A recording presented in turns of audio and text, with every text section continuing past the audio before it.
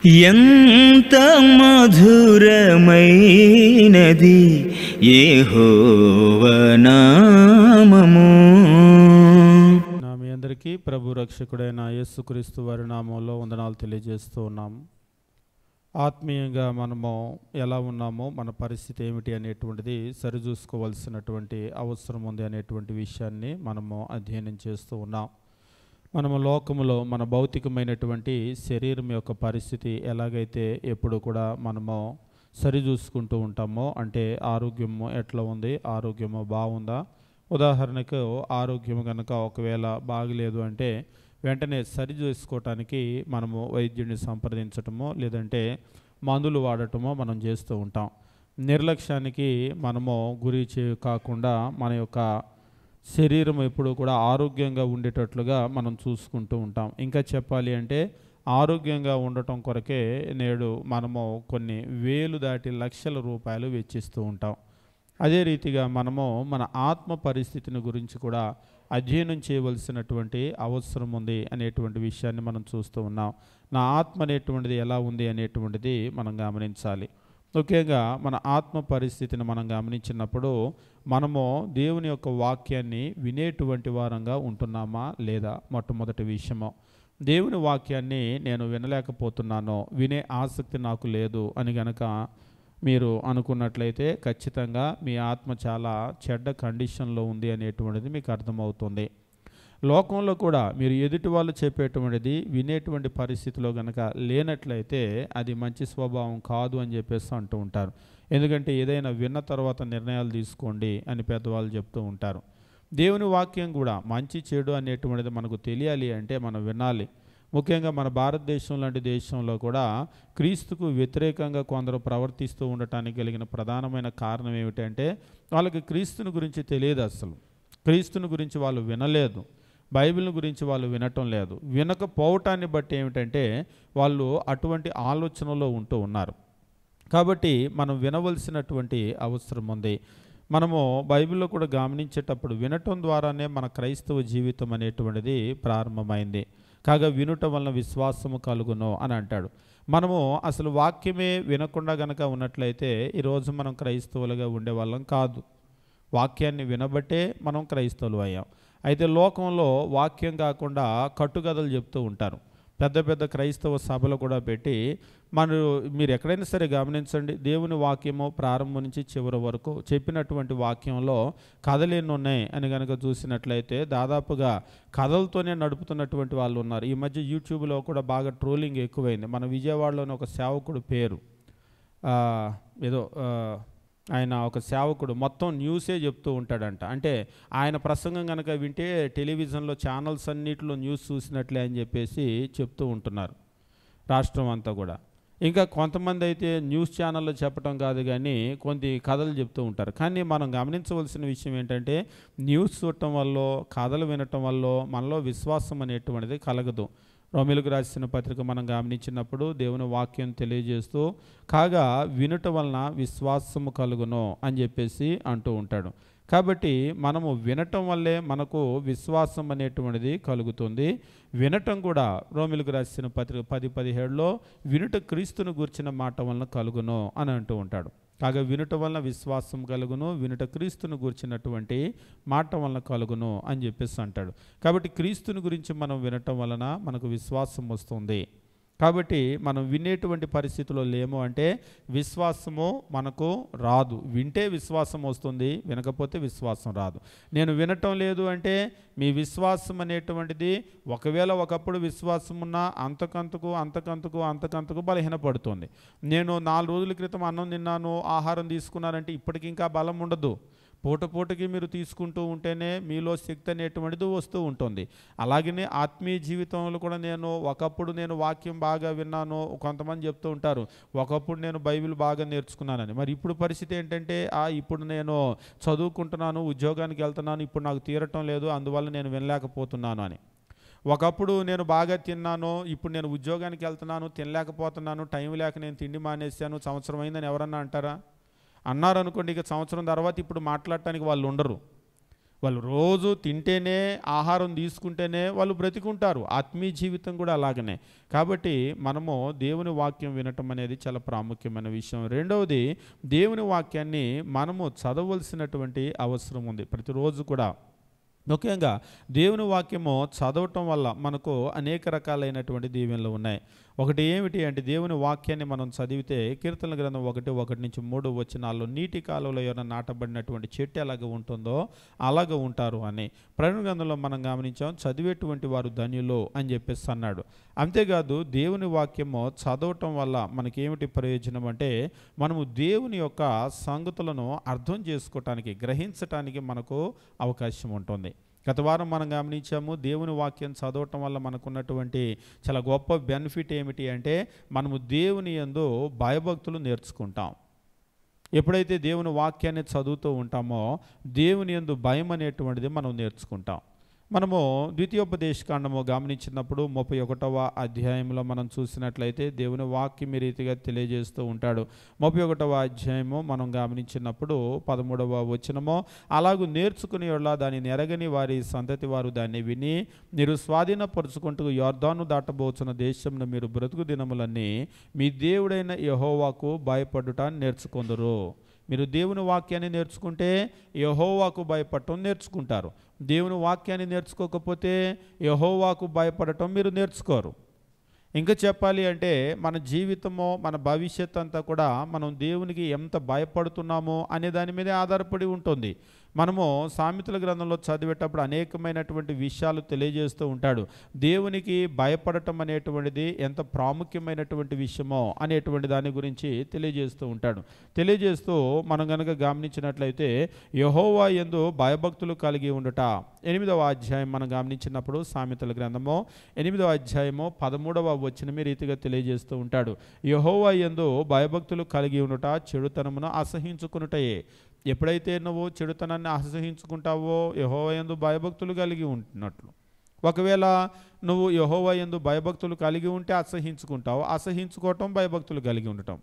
కాబట్టి మనము దేవుని యందు భయభక్తులు కలిగి ఉంటే చెడుతనాన్ని అసహించుకుంటాం. ఈ భయభక్తులు అనేటువంటివి నాకు ఎలా వస్తాయి అంటే, దేవుని వాక్యాన్ని మనం నేర్చుకోవటం వల్ల మనకు దేవుని యందు భయభక్తులు వస్తాయి. ఉదాహరణకు, మనము దేవుని వాక్యాన్ని మనం చదవలేదు, దేవుని వాక్యాన్ని మనం నేర్చుకోలేదు అనుకోండి. నేర్చుకోకపోతే దేవుడు ఏంటో తెలియదు, దేవుని స్వభావం ఏంటో తెలియదు, ఆయన ఇష్టాలు ఏమిటనేటువంటి తెలియదు. ఉదాహరణకు, ఆయన ఇష్టానికి వ్యతిరేకంగా వెళ్తే, ఇప్పుడు మీరే ఉన్నారనుకోండి, మీరు వెజ్జా నాన్ వెజ్జా అని చెప్పేసి అడిగితే దాదాపుగా ఎక్కువ మంది నాన్ వెజ్ అని చెప్పేసి అంటారు. ఒకవేళ ఎవరైనా వెజిటేరియన్ ఉన్నారనుకోండి, పొరపాటున వాళ్ళు నాన్ వెజ్ అస్సలు వాళ్ళకి పడదు, వెజిటేరియన్ ఉన్నారనుకోండి, ఇప్పుడు వాళ్ళు తినే ప్లేట్లోకి చికెన్ ముక్క అని చెప్పేసి తీసుకొచ్చేస్తే ఎలా ఉంటుంది? వెజిటేరియన్, ప్యూర్ వెజిటేరియన్ వాళ్ళు వెజిటేరియన్ అయితే, మీకైతే చికెన్ అంటే చాలా ఇష్టం, అది కూడా ఫ్రై పీస్ అంటే చాలా ఇష్టం అనుకోండి. ఆ ఫ్రై పీసు మీరు మీ ప్లేట్లో వేస్తే మీరు తీసుకొని వెళ్ళి తిను బ్రహ్మాండంగా ఉంటుందని వాళ్ళ ప్లేట్లో వేశారు. ఎలా ఉంటుంది వాళ్ళకి? ఒకసారి బా అని చెప్పేసి అంటారు. అదేంటి బ్రహ్మాండంగా ఉంటుంది తినో అని చెప్పేసి అన్నారనుకున్న వాళ్ళు తినలేరు. ఎందుకు? ఒకవేళ మీకు ఇష్టమేమో, కానీ వాళ్ళకి అయిష్టం. ఒకవేళ మందు తాగే వాళ్ళని చూడండి, ముందు ఆ సీసా దిగానే అని వాసన చూస్తారు. ఆ వాసన చూస్తే వాళ్ళకి ఇంపుగా ఉంటుంది. అదే ఆల్కహాల్ వాసన పడని వాళ్ళు అనుకోండి, అంత దూరం తాగిన వాళ్ళు ఉంటేనే, వాళ్ళు మాట్లాడుతుంటేనే ముందు నువ్వు దూరం గేలు, నువ్వు తాగావని అంటారు. ఆ వాసన వాళ్ళకి చాలా ఇంపుగా ఉంటుంది, కానీ మీకు ఎలా ఉంటుంది? అస్సలు ఆ వాసన పడదు. కొందరికైతే ఆల్కహాల్ వాసన చూస్తేనే కడుపులో తెమిలి వాంతి వస్తుంది, ఇందాక నేను చెప్పినట్లుగా. అంటే ఎవరి ఇష్టాలు వాళ్ళకి ఉంటాయి. ఇప్పుడు మనము ఎవరితో అయినా సరే సహవాసం చేయాలి అంటే వాళ్ళ ఇష్టానికి వ్యతిరేకంగా వెళ్ళామనుకోండి, ఇప్పుడు మీరు మీ ప్లేట్లో ఉన్నటువంటి చికెన్ ముక్క తీసి వెజిటేరియన్ ప్లేట్లో వేస్తున్నారనుకోండి, ఆ వెజిటేరియన్ మీ పక్కన నించొని ఎప్పుడైనా భోజనం చేస్తాడా? పొరపాటున చేయడు, అసలు మీ దగ్గరికి రాడు. ఎందుకు? వద్దు బాబు, వాళ్ళ దగ్గరికి వెళ్తే ఇలాంటివన్నీ కూడా మన ప్లేట్లో వేస్తారు, వద్దు అని చెప్పేసి దగ్గరికి పొరపాటున రాడు. ఎందుకు రాడంటే, మీ ఇష్టాలు వారి ఇష్టాలకు వ్యతిరేకంగా ఉన్నాయి. ఉండటం మాత్రమే కాదు, వ్యతిరేకంగా నడుచుకుంటూ ఉన్నాం. ఈరోజు మనలో చాలామంది దేవుని ఇష్టమేంటో తెలియక ఆయన ఇష్టానికి వ్యతిరేకంగా నడుచుకుంటూ ఉంటాం. సాయంత్రం అయితే మనం టీవీలు చూస్తాం కదా, బ్రహ్మముడి కానీ లేకపోతే వగైరా వగైరా సీరియళ్ళు ఉన్నాయి కదా, ఇవి చూసేటప్పుడు ఎప్పుడైనా ఆలోచన చేస్తారా, నేను ఇలా కూర్చొని టీవీ చూస్తూ ఉన్నాను కదా, ఈ సీరియల్ దేవునికి నేను ఎంతవరకు నచ్చుతాను అని ఎప్పుడైనా ఆలోచన చేస్తారా? ఒకవేళ ఆలోచన చేశారనుకోండి, నేను ఇలా టీవీ చూడటం బట్టి, ఇలాంటి సీరియల్ అన్నీ చూడటం బట్టే నేను దేవునికి ప్రియమైనటువంటి బిడ్డగా ఉన్నాను అని మీరు అనుకుంటారా? ఎట్టి పరిస్థితుల్లో అసలు ఆ ఆలోచన కనుక చేస్తే మనం టీవీలు చూడలేం. టీవీలు, సినిమాలు, సీరియళ్ళు వగైరా వగైరా మనం మాట్లాడేటప్పుడు కూడా మనం చెడ్డ మాటలు మాట్లాడటం కానీ, చెడ్డ ఆలోచనలు చేయటం కానీ, ఇవన్నీ కూడా మనం చేయలేం. కాబట్టి దేవుని వాక్యం ఇక్కడ ఏమంటున్నాడంటే, ద్వితీయోపదేశకాండం మనం గమనించినప్పుడు 31వ అధ్యాయంలో మనం చూసినట్లయితే 31వ అధ్యాయము 10వ వచనం నుంచి రీతిగా చెప్తూ ఉంటాడు దేవుని వాక్యంలో, వారితో ఇట్లను ప్రతి సంవత్సరము ప్రతి 7వ సంవత్సరమున అనగా నియమింపబడిన గడువు సంవత్సరమున నీ దేవుడైన యెహోవా ఏర్పరచుకున్న స్థలమందు ఇజ్రాయేలీలందరూ ఆయన సన్నిధిని కనబడి పర్ణశాల పండుగను ఆచరించినప్పుడు ఇజ్రాయేలీలందరూ ఎదుట ఈ ధర్మశాస్త్రమును ప్రకటించి వారికి వినిపించవలెను. ద్వితీయోపదేశకాండం 31వ అధ్యాయము 11వ వచనంలో చెప్తున్నాడు, ఈ ధర్మశాస్త్ర వాక్యాన్ని వారికి వినిపించాలి. మనం గత వారంలో చూసాం, ఇజ్రాయిల్ అందరూ కూడుకున్నప్పుడు అంటే చిన్న విషయమేం కాదు, మనకులాగా 100-200 మంది కూడుకునే పరిస్థితి కాదు. మొత్తము దేశాల్లో ఉన్నటువంటి వారందరూ కూడా వచ్చేవాళ్ళు. సరే, ఇది పాత నిబంధన కాలం అంటే దేశంలోనే ఉండేటువంటి వాళ్ళు, ఇంకా చెదిరిపోలేదు ప్రపంచమంతా. మొత్తము దేశమంతా కూడా ఇజ్రాయిల్లో వస్తే వేలలు కాదు లక్షల్లో ఉంటారు. ఇప్పుడు ఈ లక్షల మందికి ఆ రోజుల్లో ఇలాంటి పిఎస్ సిస్టమ్ లేదు, ఇలాంటి యాంప్లిఫైయర్లు, మైక్రోఫోన్లు ఇలాంటి సిస్టమ్ అంతా కూడా లేదు. కానీ వాళ్ళు ఏం చేస్తారో కానీ వాళ్ళకి దేవుడిచ్చినటువంటి బాధ్యత ఏమిటి అంటే దేవుని వాక్యాన్ని వారికి వినిపించాలి. మనం అందుకనే గమనించాం, మనం నెహెమ్యా గ్రంథంలో చూసినప్పుడు దాని కొరకు ప్రత్యేకంగా చేయబడిన, ఇప్పుడు మనం ఇలా అంటాం కదా పుల్పిట్ అని, పోడియం అని చెప్పేసి అంటారు కదా, కర్రతో చేయబడినటువంటి పీఠాన్ని వాళ్ళు చేసుకొని అందరికంటే కూడా ఎత్తుగా నిలవబడి అందరికీ కూడా వినబడేటువంటి విధంగా ఆ వాక్యాన్ని చదివేటువంటి వాళ్ళు. ఒకసారి కొందరు ప్రశ్న వేస్తారు, అలా మాట్లాడితే అన్ని వేల మందికి వినపడుతుందా అని చెప్పేసి. ఒకవేళ ఈవేళ మనకి సైన్స్ తెలియకపోవటం వల్ల మనం మాట్లాడేది ఒక 10 అడుగుల దూరం దాటడం లేదు. కానీ నేను మీకు చెప్పాను, మీరు కొన్ని వేల సంవత్సరాల క్రితమే వాళ్ళు కట్టినటువంటి ఆడిటోరియంలో చూస్తే వాళ్ళు కింద ఒక కాయిన్, మీరు రోమ్లో కూడా చూసినప్పుడు కింద ఒక కాయిన్ ఇట్లా కనుక వేస్తే దాని సౌండ్ పైదాకా గ్యాలరీలో వినపడుతుంది. అక్కడే కాదు, క్రీస్తు ప్రభు జీవించిన దినాల్లో కూడా ఈ ఆడియోను గూర్చినటువంటి ఆడియో ఇంజనీరింగ్ అని వాళ్ళు ఏదైతే అంటున్నారో ఆ సైన్స్ అప్పుడే ఉంది. క్రీస్తు ప్రభు కొండ మీద ప్రసంగం, ఎందుకు కొండ మీదకి ఎక్కాడు? కొన్ని వేల మంది ఇసుకేస్తే రాలనంత మంది జనాలు వచ్చారు. ఇప్పుడు వాళ్ళకి వినపడాలి అంటే మైదానం అనుకోండి, అలా వెళ్ళదు. మీరు మైదానాల్లో కూడా మీటింగ్స్ పెట్టినప్పుడు ఏం చేస్తూ ఉంటారంటే ఆడియో స్పీకర్స్ పైన కడుతూ ఉంటారు. చూసారా, మీకు ఆడియో స్పీకర్స్ పైన కడుతూ ఉంటారు. పైన కట్టడం మాత్రమే కాదు, మీరు లైన్ ఎరేస్ అని చెప్పేసి స్పీకర్లు చూస్తూ ఉంటారు. ఒకవేళ 100-200 మంది అంటే ఇలాంటి స్పీకర్స్ పెట్టవచ్చు, ఇటొకటి అటొకటి. కానీ ఒకవేళ ఒక 10,000 మంది స్టేడియం వచ్చారనుకోండి, ఒక 20,000 మంది, 1,00,000 మంది వచ్చారనుకోండి, ఇక్కడొక స్పీకర్ పెడితే వినపడదు. అప్పుడు ఏం చేస్తూ ఉంటారంటే స్పీకర్లు పైన కడతారు. కట్టేటప్పుడు కూడా ఈ స్పీకర్లు ఇలాగ షేప్ వస్తుంది. మీరు ఎప్పుడైనా చూడండి, ఇలా వస్తుంది. జే షేప్ ఎలా ఉంటుందో అలా వస్తుంది. అంటే ఈ కింద స్పీకర్ ఏమో ఇక్కడికి త్రో చేస్తుంది, ఆ ముందు స్పీకర్ అక్కడికి త్రో చేస్తుంది, అలాగ వెళ్తూ ఉంటుందన్నమాట ఆ స్పీకర్. అంతేకాదు, ఆ స్పీకర్ త్రో కూడా ఎన్ని కిలోమీటర్స్ ఉంటాయి అనేటువంటి దాన్ని వాళ్ళు ఇంజనీరింగ్ ఈరోజు ఉంది. నిజంగా ఈరోజు ఇంత ఇంజనీరింగ్ ఉంటేనే అంతమందికి వినపడుతుంది. ఆ రోజుల్లో ఎలాగండి, ఈ జేబిఎల్ కంపెనీలు, ఈ పోపు కంపెనీలు ఇవన్నీ లేవు కదా. అంటే ఈ కంపెనీలన్నీ లేకపోయినా కానీ వాళ్ళకి దీన్ని గూర్చినటువంటి జ్ఞానం, అవగాహన ఉంది. అందుకనే క్రీస్తు ప్రభు కొండకి ప్రసంగం చేశాడు. ఇంకా ఒక రకంగా చెప్పాలంటే ప్రకృతి వాళ్ళకి ప్రసాదించినటువంటి ఒక ఆడిటోరియం అన్నమాట. ఈరోజు ఈ సిస్టమ్ అంతా ఉంటే కానీ కొన్ని వేల మందికి వినపడుతుంది. క్రీస్తు ప్రభు కొండెక్కాడు, కొండ ఎక్కి మాట్లాడినప్పుడు మీకు ఆ సౌండ్ అనేటువంటిది పైనుంచి వేవ్స్ అలా వెళ్ళిపోతుంది. మీరు ఎప్పుడైనా సరే కొండెక్కి మీరు గట్టిగా కేకేయండి. మీరు కొండలు ఎక్కినప్పుడు గట్టిగా ఇలా 2 చేతులు అడ్డు పెట్టి కేకేస్తూ ఉంటారు. గట్టిగా మాట్లాడేటప్పుడు ఇలా 2 చేతులు అడ్డు పెడతారు. చూసారు ఎప్పుడైనా? ఎందుకు 2 చేతులు అడ్డు పెడతారు? సౌండ్ వేవ్స్ అనేటువంటివి, అంటే శబ్ద తరంగాలు ఉన్నాయి కదా, ఇటువైపు స్ప్రెడ్ అవ్వకుండా ఇటువైపు స్ప్రెడ్ అవ్వకుండా ఇలా పెట్టారనుకోండి, ఇలాగా ముందుకు వెళ్తూ ఉంటాయి. అందుకనే లోపల స్పీకర్లో కూడా మీరు కొన్ని జేబిఎల్ స్పీకర్స్ కనుక చూసినట్లయితే, ఇప్పుడు నేను లైన్ ఎరేస్ అన్నాను కదా, స్పీకర్ ముందు ఏం చేస్తాడంటే ఒక ప్లేట్ బిగిచ్చేస్తాడు. మొత్తము ఈ చుట్టుపక్కల ప్లేట్ బిగిచ్చేసి ఎదురుగా మాత్రమో ఖాళీ ఉంచుతాడు అనమాట. అంటే స్పీకరు ఇటువైపు మాత్రమే త్రో చేస్తుంది, ఇటు స్ప్రెడ్ అవ్వదు. అప్పుడు దూరం వెళ్తూ ఉంటుంది. ఒక రకంగా చెప్పాలంటే ఇలా చేతులు అడ్డుపెట్టి మనం మాట్లాడినట్లు అనమాట. అందుకనే మాట్లాడేటప్పుడు కూడా చిన్న హారం లాంటిది ఇట్లా పట్టుకొని ఇట్లా మాట్లాడుతూ ఉంటారు. మీరు గమనించి ఉంటారు. అలా మాట్లాడటం వల్ల ఏమవుతుందంటే దూరం వెళ్తూ ఉంటుంది. అంతేకాదు క్రీస్తు ప్రభు పేతురు ఒకసారి ఆయన సముద్రంలో నుంచి వచ్చినప్పుడు ఆయన అక్కడ ఒక ప్రసంగం చేసేటప్పుడు ఆయన ధోనిలోనికి వెక్కి కొంచెం లోపలికి దొయ్యమని చెప్పేసి అన్నాడు అని అక్కడ నుంచి మాట్లాడటం మనం చూస్తూ ఉంటాం. సరే, ఏది ఏమైనా వాళ్ళు ఎంత కష్టపడతారో ఏం చేస్తారో కానీ దేవుడు చెప్పినటువంటిది ఏమిటి అంటే ఇజ్రాయేలీలు ఆ పండగకు వచ్చినటువంటి పర్ణశాల పండగకు వచ్చినటువంటి ఇజ్రాయేలీలు అందరూ ఎదుట ధర్మశాస్త్రాన్ని ప్రకటించి వారికి వినిపించవలెను. మీ దేవుడైన యెహోవాకు భయపడి ధర్మశాస్త్ర వాక్యాలన్నింటినీ 12వ వచనం గనక మనం గమనించినట్లయితే వాక్యాలన్నింటినీ అనుసరించి నడుచుకున్నట్లు పురుషులేమి, స్త్రీలేమి, పిల్లలేమి, నీ పురముల్లో ఉన్న పరదేశులేమి వాటిని విని నేర్చుకున్నటకై. ఎవరెవరు రావాలి అంటే ఇక్కడ చెప్తున్నాడు, పురుషులు, స్త్రీలు, పిల్లలు, నీ పురంలో ఉన్న పరదేశులు వాటిని విని నేర్చుకున్నట్టుగా అందరినీ పోగు చేయాలి అని చెప్పేసి అంటున్నాడు. అందరినీ పోగు చేయాలి. 13వ వచనంలో వాళ్ళు అలాగే నేర్చుకుంటే వాళ్ళు బ్రతికే దినములన్నిటా కూడా నీ దేవుడైనటువంటి యెహోవాకు భయపడటం నేర్చుకుంటారు. వాళ్ళు వినకపోతే వాళ్ళు భయపడటం నేర్చుకోరు. భయపడటం నేర్చుకోకపోతే చెడుతనాన్ని విసర్జించరు. ఇప్పుడు ఒక విషయం మీకు అర్థమై ఉంటుంది.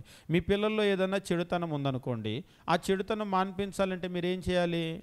యెహోవా యందు భయభక్తులు కలిగి ఉండుట, చెడుతనాన్ని విసర్జించుట. భయభక్తులు కలిగి ఉంటే చెడుతనాన్ని విసర్జిస్తారు, వదిలిపెడతారు. మరి భయభక్తులు ఎలా వస్తాయి?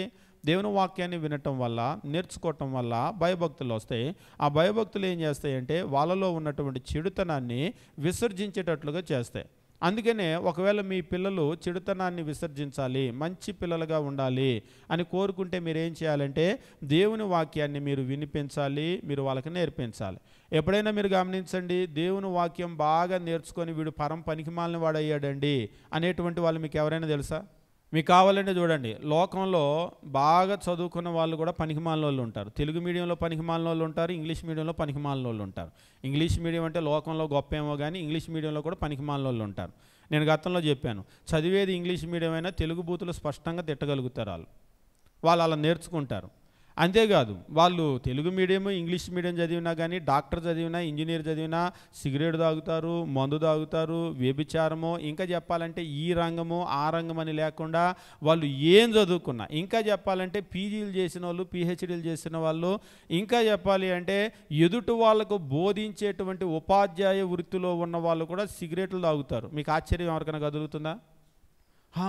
టీచర్లు సిగరెట్లు తాగుతారా అని మీరేం ఆశ్చర్యపోవట్లేదు కదా? టీచర్లు అయితేనేమి, లెక్చరర్లు అయితేనేమి, ప్రొఫెసర్లు అయితేనేమి సిగరెట్ తాగే వాళ్ళు ఉన్నారు, మందు తాగే వాళ్ళు ఉన్నారు, వ్యభిచారం, ఇంకా చెప్పాలంటే ఇది అది అనేటువంటిది ఏం కాదు. లోకంలో ఎన్ని రకాలైనటువంటి చెడు గుణాలు ఉన్నాయో అన్ని రకాలైనటువంటి చెడు గుణాలు అందరికీ ఉన్నాయి. కాబట్టి ఈ లోకంలో ఉన్నటువంటి విద్యను అభ్యసించటం వల్ల ఒక మనిషి మంచి మనిషి అవుతాడు అనుకుంటే మీరు భ్రమలో ఉన్నారు. మా పిల్లోడు చదువుకుంటున్నాడు, బ్రహ్మాండం నెంబర్ 1 అనుకుంటున్నారేమో. చదువుకునేటువంటి వాళ్ళలో కూడా పరమ పనికిమాలిన వాళ్ళు, అన్ని రకాల పనికిమాలిన వాళ్ళు ఉన్నారు. కానీ దేవుని వాక్యాన్ని నేర్చుకొని పనికిమాలిన వాళ్ళు ఎవరు ఉండరు. అయితే ఇక్కడ ఒక ప్రశ్న ఒక ఆయన అడిగాడు, మరి పాస్టర్లకు అంత వాక్యం తెలుసు కదా, పాస్టర్లు కూడా పనికిమాలిన వాళ్ళు ఉన్నారు కానీ. అవును, నిజం, పాస్టర్లు పనికిమాలిన వాళ్ళు ఉన్నారు. కాకపోతే ఇక్కడ విషయం ఏమిటి అంటే ఈరోజు పాస్టర్లను 2 రకాలుగా మనం వర్గీకరించాల్సినటువంటి అవసరం ఉంది. ఒకటి నిజంగా భక్తి కలిగిన పాస్టర్లు, 2 బతకటానికి వచ్చిన పాస్టర్లు. వీళ్ళు చెప్పేటువంటి కేటగిరీ అంతా కూడా ఏమిటి అంటే ఆ బతకటానికి వచ్చినటువంటి పాస్టర్లు. ఉదాహరణకి నూనె డబ్బాలు అమ్ముకోవటం, కర్చీఫ్ గుడ్డలు అమ్ముకోవటం, లేకపోతే వ్యాపారం చేయటం, లేకపోతే పొట్ట చేతితో పట్టుకొని పొట్ట బ్రతుకు కొరకు వాళ్ళు ఏం చేస్తారంటే భార్య పిల్లలను పోషించడానికి మీరు ఒక ఉద్యోగాన్ని వెతుక్కున్నట్టు వాళ్ళు పాస్టర్ ఉద్యోగం వెతుక్కున్నారు. జస్ట్ వాళ్ళు పాస్టర్ ఉద్యోగం చేస్తున్నారు బ్రతకటానికి అంతే. అంతేగాని వాళ్ళు ఈ వాక్యాన్ని నేర్చుకొని శ్రద్ధగా వాళ్ళు ఆచరించేటువంటి వాళ్ళు కాదు. కానీ లోకం ఏమనుకుంటారంటే బ్రహ్మాండంగా బోధిస్తున్నారు, మరి ఇట్లెందుకున్నాడు అని అనుకుంటారు. కాబట్టి నిజంగా దేవుని వాక్యాన్ని కనుక మీ పిల్లలకి మీరు అట్లా నేర్పించరు కదా, వాళ్ళేమి బ్రతుకు తెరువు కొరకు వాక్యం నేర్చుకోవటం లేదు. కాబట్టి నిజంగా దేవుని వాక్యాన్ని కనుక నేర్పించినట్లయితే సామెతల గ్రంథం 8వ అధ్యాయం 13వ వచనమో యెహోవా యందు భయభక్తులు కలిగి ఉండుట, చెడుతనమును అసహించుకొనుటయే అని చెప్పేసి అంటూ ఉన్నాడు. కాబట్టి ఎప్పుడైతే భయభక్తులు కలిగి ఉంటారో, భయభక్తులు కలిగి ఉన్నటువంటి వాళ్ళు ఏం చేస్తారంటే చెడుతనాన్ని అసహించుకుంటారు అనేటువంటి విషయాన్ని తెలియజేస్తూ ఉన్నాడు. అంతేకాదు సామెతల గ్రంథం 10వ అధ్యాయం 27వ వచనము దేవుని యందు భయభక్తులు ఎన్ని బెనిఫిట్స్ ఇస్తాయి మనకు అనేటువంటి విషయాన్ని తెలియజేస్తూ 10వ అధ్యాయం 27వ వచనము యెహోవా యందు భయభక్తులు కలిగి ఉండటం వలన ఆయుష్ తగ్గిపోవును. అంతేనా? ఆయు క్షీణమా? యెహోవా యందు భయభక్తులు కలిగి ఉంటే ఎక్కువ కాలం బ్రతకరు. అంతేనా?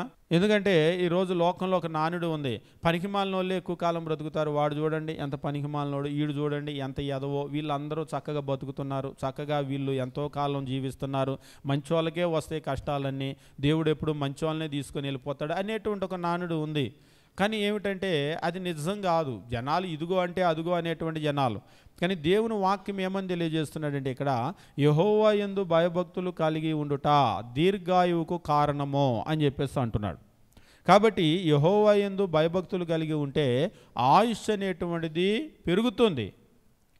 లోకంలో మీరు ఎక్కువ కాలం జీవించాలి అని అంటే రకరకాల మార్గాలు చెప్తారు. దానికి మంచి ఆహారం తీసుకోవాలి, పౌష్టికాహారం తీసుకోవాలి, ఇంకా అంతేకాదు పొద్దున్నే నిద్ర లేవటం అయితేనేమి, రాత్రి సరైన సమయానికి పడుకోవటం అయితేనేమి, తీసుకునేటువంటి ఆహారం కూడా ఎలాగ తీసుకోవాలి, ఎన్నిసార్లు తీసుకోవాలి, ఎప్పటి నుంచి ఎప్పుడు దాకా తీసుకోవాలి, ఎప్పుడేం తినకూడదు, ఇలాంటి అనేక విషయాలు చెప్తూ ఉంటారు. కానీ ఇవన్నీ చేసినా కానీ నిన్నో మొన్నో మీరు కనుక చూసినట్లయితే బాంబేలో ఒక సైక్లిస్టు మృతి చెందాడు. చూసారా మీరు? న్యూస్లో చూసారా? బాంబేలో ఒక సైకిల్ వేసుకొని బీచ్ రోడ్లో తొక్కొని వెళ్తుంటే ఒక క్యాబ్ వాడు వచ్చి గుద్దేశాడు. ఆ చనిపోయినటువంటి సైక్లిస్ట్కి 62 సంవత్సరాల పైన ఉన్నాయి. ఎవరైనా అంటే పెంటియం ప్రాసెసర్ కనిపెట్టినటువంటి వ్యక్తి. కంప్యూటర్లో పెంటియం ప్రాసెసర్ ఉంది కదా, పెంటియం ప్రాసెసర్ కనిపెట్టిన మన ఇండియా వ్యక్తి. అమెరికా వెళ్ళిపోయి అక్కడే సెటిల్డ్, పిల్లలు కూడా అక్కడే ఉన్నారు. సొంతూరు బాంబే వచ్చాడు. బాంబే వచ్చి పాపం తలకి అదంతా కూడా సైకిలిస్ట్ పెట్టుకుని హెల్మెట్ అన్నీ పెట్టుకొని మరి వాడు ఎట్లా వచ్చాడో కారోడు గుద్దేసి తొక్కేస్తే దాని కిందకి వెళ్ళిపోయిందంట, ముందు చక్రం కిందకి వెళ్ళిపోయిందంట, తల రోల్ అయిపోయింది, అక్కడే చనిపోయాడు. తీసుకొని వెళ్ళిపోతే చనిపోయాడని చెప్పేసి అన్నారు. అండ్ నేను ఎందుకు ఈ విషయం చెప్తున్నానంటే, నిజంగా అది చదువుతూ ఉంటే నిజంగా సైకిల్ వేసుకుని వెళ్తే కూడా అంత ప్రమాదాలు జరుగుతూ ఉన్నాయి అని ఒకవైపు అనిపిస్తుంది. రెండో వైపు ఆయన చాలా ఆరోగ్యంగా ఉన్నటువంటి మనిషి. ఇక సైక్లిస్ట్ అంటే మీకు తెలుసు కదా, సైకిల్ దొక్కేవాళ్ళు ఎంత అంటే, సైకిల్ దొక్కేవాళ్ళు అంటే మన ఊరిలో సైకిల్ దొక్కేవాళ్ళు కదా, వాళ్ళు నెమ్మదిగా అలా కూల్గా దొక్కుతూ ఉంటారు, చుక్క చెమట కూడా రాకుండా. మన దగ్గర సైకిల్ తొక్కే వాళ్ళు కూడా పొట్టలు ఉంటాయి. కానీ నిజంగా సైక్లిస్టులు మీరు ఎప్పుడైనా మీరు యూట్యూబ్లో కొట్టి చూడండి, సైకిల్ కనుక తొక్కారు అని అంటే బాడీ పైనుంచి కింద వరకు సిలిండర్ లాగా ఉంటుంది, ఎక్కడ ఫ్యాట్ అనేటువంటిది ఉండదు, చాలా ఆరోగ్యంగా ఉంటారు వాళ్ళు. నిజంగా ఆరోగ్యంగా ఉన్నాడు, కానీ మృత్యు ఎలా వచ్చిందో చూడండి. మనం అనుకుంటూ ఉంటాం ఈ ఆహారం తింటే ఎక్కువ కాలం బ్రతుకుతాం, ఈ వ్యాయామం చేస్తే ఎక్కువ కాలం బ్రతుకుతాం, ఈ నియమాల ప్రకారం ఉంటే ఎక్కువ కాలం బ్రతుకుతాం అంటాం. కానీ ఆయుష్ అనేటువంటిది దేవుడు పెట్టేది. అంటే మంచి ఆహారం తినకపోయినా, ఆరోగ్య సూత్రాలు పాటించకపోయినా ఎక్కువ కాలం బ్రతుకుతారని నేను చెప్పడం లేదు. But at the same time మీరు ఎన్ని నియమాలు పాటించినా కానీ ఆయుష్ అనేటువంటిది దేవుడు ఇచ్చేది. దేవుని వాక్యం ఇక్కడ చెప్తున్నాడు, యెహోవా యందు భయభక్తులు కలిగి ఉండుట దీర్ఘాయువుకు కారణము. అంటే మీరు ఎక్కువ కాలం బ్రతకాలంటే దేని మీద ఆధారపడి ఉంది? యెహోవా యందు భయభక్తులు కలిగి ఉండటం మీద ఆధారపడి ఉంది. మీ పిల్లలు కూడా ఎక్కువ కాలం జీవించాలని మీరు కోరుకుంటూ ఉంటారు. కానీ లోకమైతే భిన్నంగా ఆలోచన చేస్తుంది. కానీ భక్తిహీనులు దుర్మార్గులే లోకంలో ఎక్కువ కాలం బ్రతుకుతారని అది నిజం కాదు. దేవుడు ఆయుష్ అనేటువంటిది ఎక్కువ ఆయుష్ ఎవరికి ఇస్తున్నాడంటే ఎవరైతే భయభక్తులు కలిగి ఉంటారో వాళ్ళకే ఇస్తూ ఉన్నాడు. అంతేకాదు ప్రసంగి గ్రంథం మనం చదివేటప్పుడు ఇక్కడ చెప్తూ ఉంటాడు, ఏమన్నా అంటూ ఉంటాడంటే 7వ అధ్యాయం 17వ వచనమో, ప్రసంగి గ్రంథము 7వ అధ్యాయం 17వ వచనమో, అధికంగా దుర్మార్గపు పనులు చేయకము, బుద్ధిహీనంగా తిరుగులాడవద్దు, నీ కాలానికి ముందుగా నువ్వేళ చనిపోదువు, నీ కాలానికి ముందే నువ్వేళ చనిపోదువు. ఎవరితో చెప్తున్నాడు ఈ మాట? 17వ వచనం మళ్ళొకసారి, అధికంగా దుర్మార్గపు పనులు చేయకమో. ఒక ఆయన అంటున్నాడు, చూసారా, అధికంగా చేయొద్దు అంటున్నాడు, మిత్తంగా చేయాలి ఏది చేసినా. అంటే దాని అర్థం అది కాదు మిత్తంగా చేయాలని. అంటే దుర్మార్గ పనులు చేయొచ్చు, మిత్తంగా చేయొచ్చు అని చెప్పలేదు. ఇక్కడ చెప్పినటువంటి విషయం ఏంటంటే, ఒకవేళ నీ లోకంలో అంటూ ఉంటారు కదా, వాళ్ళ పీడ కనుక ఎక్కువ అయిపోయింది అనుకోండి, వీళ్ళు ఎన్నడపోతారో, ఈ పీడ ఎప్పుడు విరగడవుతుందో అని చూస్తూ ఉంటారు కదా. ఇక్కడ కూడా దేవుడు ఏమంటున్నాడంటే అధికంగా దుర్మార్గపు పనులు చేయకము, బుద్ధిహీనంగా తిరగొద్దు. ఇక్కడ ఒక మాట గమనించండి, నీ కాలానికి ముందు నువ్వు ఎలా చనిపోతావు. దేవుడు ప్రతి మనిషికి ఒక ఆయుష్ని ఇచ్చాడు. కానీ వాళ్ళ దుర్మార్గం ఎక్కువైపోయింది అనుకోండి, వాళ్ళ వల్ల మిగిలిన వాళ్ళందరూ ఇబ్బంది పడుతున్నారు అనుకోండి, ఏం చేస్తాం? ఉదాహరణకి వ్యవసాయం చేసేటువంటి రైతు ఉంటాడు, చేడో పేడో పట్టింది అనుకోండి, చెట్టు పాడవకుండా ఏం చేస్తాడంటే ఆకును అంతవరకు తీసేస్తూ ఉంటాడు. చీడపట్టినటువంటి ఆకులు వాస్తవంగా రైతు ఏం చేస్తాడంటే ఆకులు ఆయనే తుంచేస్తూ ఉంటాడు. ఎందుకు తుంచుతాడంటే ఇది మిగిలిన దానికి స్ప్రెడ్ అవ్వకుండా, మిగిలిన చెట్టు పాడవకుండా, ఇబ్బంది కలగకుండా దాన్ని తీసేస్తూ ఉంటాడు. ఒకవేళ ఆ చెట్టే పాడైపోతే చెట్టే తీసేస్తాం. మన శరీరమైనా అంతే. మన అవయవాలు ఏవైనా పాడైపోయినాయి అనుకోండి, వైద్యులు ఏం చేస్తారంటే మిగిలిన శరీరం పాడవకుండా దాన్ని తొలగిస్తూ ఉంటారు. సమాజం కూడా అలాగనే. సమాజంలో ఎవరైనా ఇలా చీడ బీడ పట్టిన వాళ్ళగా, పనికిమాలిన వాళ్ళగా, భక్తిహీనులు, దుర్మార్గులు ఉన్నారనుకోండి, మిగిలిన సమాజం పాడవకుండా దేవుడు కూడా ఏం చేస్తాడంటే ఇటువంటి వ్యవసాయమే చేస్తూ ఉంటాడు. దేవుని వాక్యం అదే చెప్తున్నాడు. ఆయన ఏమంటున్నాడంటే అధికంగా దుర్మార్గ పనులు చేయొద్దు, బుద్ధిహీనంగా తిరగొద్దు, నీ కాలానికి ముందు నువ్వు ఎలా చనిపోదు. అలా గనక చేస్తే నీ కాలానికి ముందు, నీ ఆయుష్ కంటే ముందే నేను ముగించేస్తాను అని అంటున్నాడు. అదే ఒకవేళ దేవుని యందు భయభక్తులు కలిగి ఉంటే 10వ అధ్యాయం 27వ వచనం సామెతలో మనం చూసినట్లుగా యెహోవా యందు భయభక్తులు కలిగి ఉండుట దీర్ఘాయువుకు కారణమో అని చెప్పేసి అంటున్నాడు. కాబట్టి లోకం అనుకునేటువంటిది నిజం కాదు. లోకం అనుకునేటువంటిది ఏంటంటే దుర్మార్గులు, భక్తిహీనులు, ఇవాళ రేపు వాళ్ళకే రోజులు అని అనుకుంటున్నారు. కానీ వాళ్ళకి కాదు రోజులు. ఈ భూమి ఉన్నంత వరకు ఎవరైతే దేవుని యందు భయభక్తులు కలిగి ఉంటారో వాళ్ళకే రోజులు అనేటువంటి విషయాన్ని మనం గమనించవలసినటువంటి అవసరం ఉంది. అంతేకాదు యెహోవా యందు భయభక్తులు కలిగి ఉండటాన్ని గురించి 14వ అధ్యాయం 26వ వచనం సామెతల గ్రంథం తెలియజేస్తూ, సామెతల గ్రంథం 14వ అధ్యాయం 26వ వచనంలో యెహోవా యందు భయభక్తులు కలిగి ఉండుట బహుధైర్యము పుట్టించును, అట్టి వారి పిల్లలకు ఆశ్రయస్థానము కలదు. అట్టివారి పిల్లలకు, ఎవరి పిల్లలకు? యెహోవా యందు ఎవరైతే భయభక్తులు కలిగి ఉంటారో ఆ భయభక్తులు కలిగి ఉండటం వలన బహుధైర్యం పుడుతుంది. మీరు ఎప్పుడైనా చూడండి, దేవుని యందు భయభక్తులు కలిగి ఉన్నోళ్ళు, భక్తి కలిగిన వాళ్ళు భయపడరు. దేనికి భయపడరు? దేవుడున్నాడు చూసుకుంటాడు అంటారు.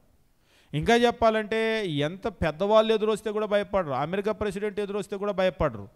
ఎందుకంటే దేవుడు ఉన్నాడు, ఆయన చూసుకుంటాడు. అమెరికా ప్రెసిడెంట్ అంటే అయ్యాడు, దేవుడి కంటే గొప్పోడు కాదు కదా. కాబట్టి అమెరికా ప్రెసిడెంట్ నన్ను ఏం చేయగలుగుతాడు, ఎమ్మెల్యే ఏం చేయగలుగుతాడు, మినిస్టర్ ఏం చేయగలుగుతాడు, రౌడీ ఏం చేయగలుగుతాడు అని అనుకుంటారు. అమ్మమ్మో ఏంటి నువ్వు ఆ రౌడీతో పెట్టుకున్నావు, వీళ్ళతో పెట్టుకున్నావు, వాళ్ళతో పెట్టుకున్నావు, వాళ్ళని తొక్కేస్తారు, మట్టిలో కలిపేస్తారు అని అంటూ ఉంటారు. కానీ మీరు గమనించండి, యెహోవా యందు భయభక్తులు కలిగి ఉండటం బహుధైర్యం పుట్టించును.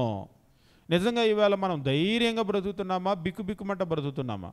కష్టాలు వస్తున్నాయి, ఇబ్బందులు వస్తున్నాయి, అయ్యో ఎలాగా అని బెదిరిపోతున్నామంటే మనలో ఎంతవరకు యెహోవా యందు భయభక్తులు ఉన్నాయో అర్థం చేసుకోండి. మనం అనుకుంటూ ఉంటాం పేరుకి, అబ్బో నేను చాలా భక్తి కలిగిన వాడిని, భక్తి కలిగిన దాన్ని అని. నిజంగా మనం దేవుని యందు భయభక్తులు కలిగి కనుక ఉన్నట్లయితే బహుధైర్యంగా మనం ఉంటాం. ధైర్యంగా మనం లేము అంటేనే దాని అర్థం ఏంటంటే మనం భయభక్తులు కలిగి లేము, ఉన్నామని అనుకుంటూ ఉన్నాం. భయభక్తులు కలిగి ఉంటే మనం చెడుతనాన్ని విసర్జించేటువంటి వాళ్ళగా ఉండాలి.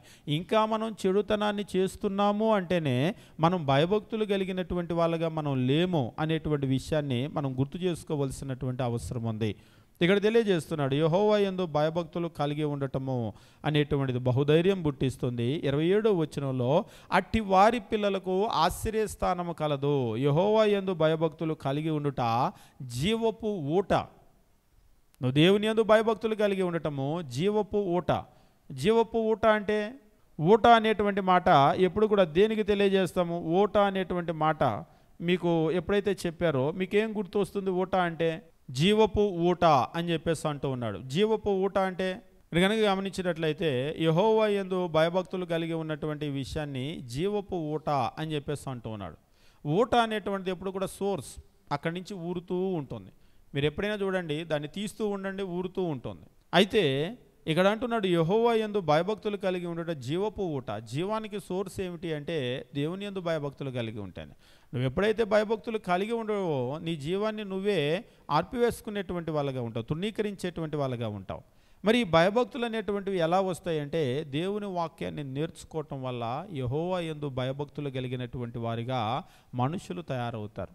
అందుకనే దేవుడు ఏం చేస్తూ ఉన్నాడంటే ఇజ్రాయేలీల్లో లేవీలు అనేటువంటి వాళ్ళని పెట్టి, ఆ యాజకులను పెట్టి వాళ్ళకు దేవుని వాక్యాన్ని నేర్పించేటువంటి పని పెట్టాడు. మీరు ఎక్కడైనా సరే గమనించండి, ఎక్కడైతే బోధించేటువంటి బోధకులు ఉంటారో అక్కడ బోధించేటువంటి బోధకులు ఉన్నప్పుడు ఆ ప్రాంతం అంతా నేర్చుకోగలుగుతారు.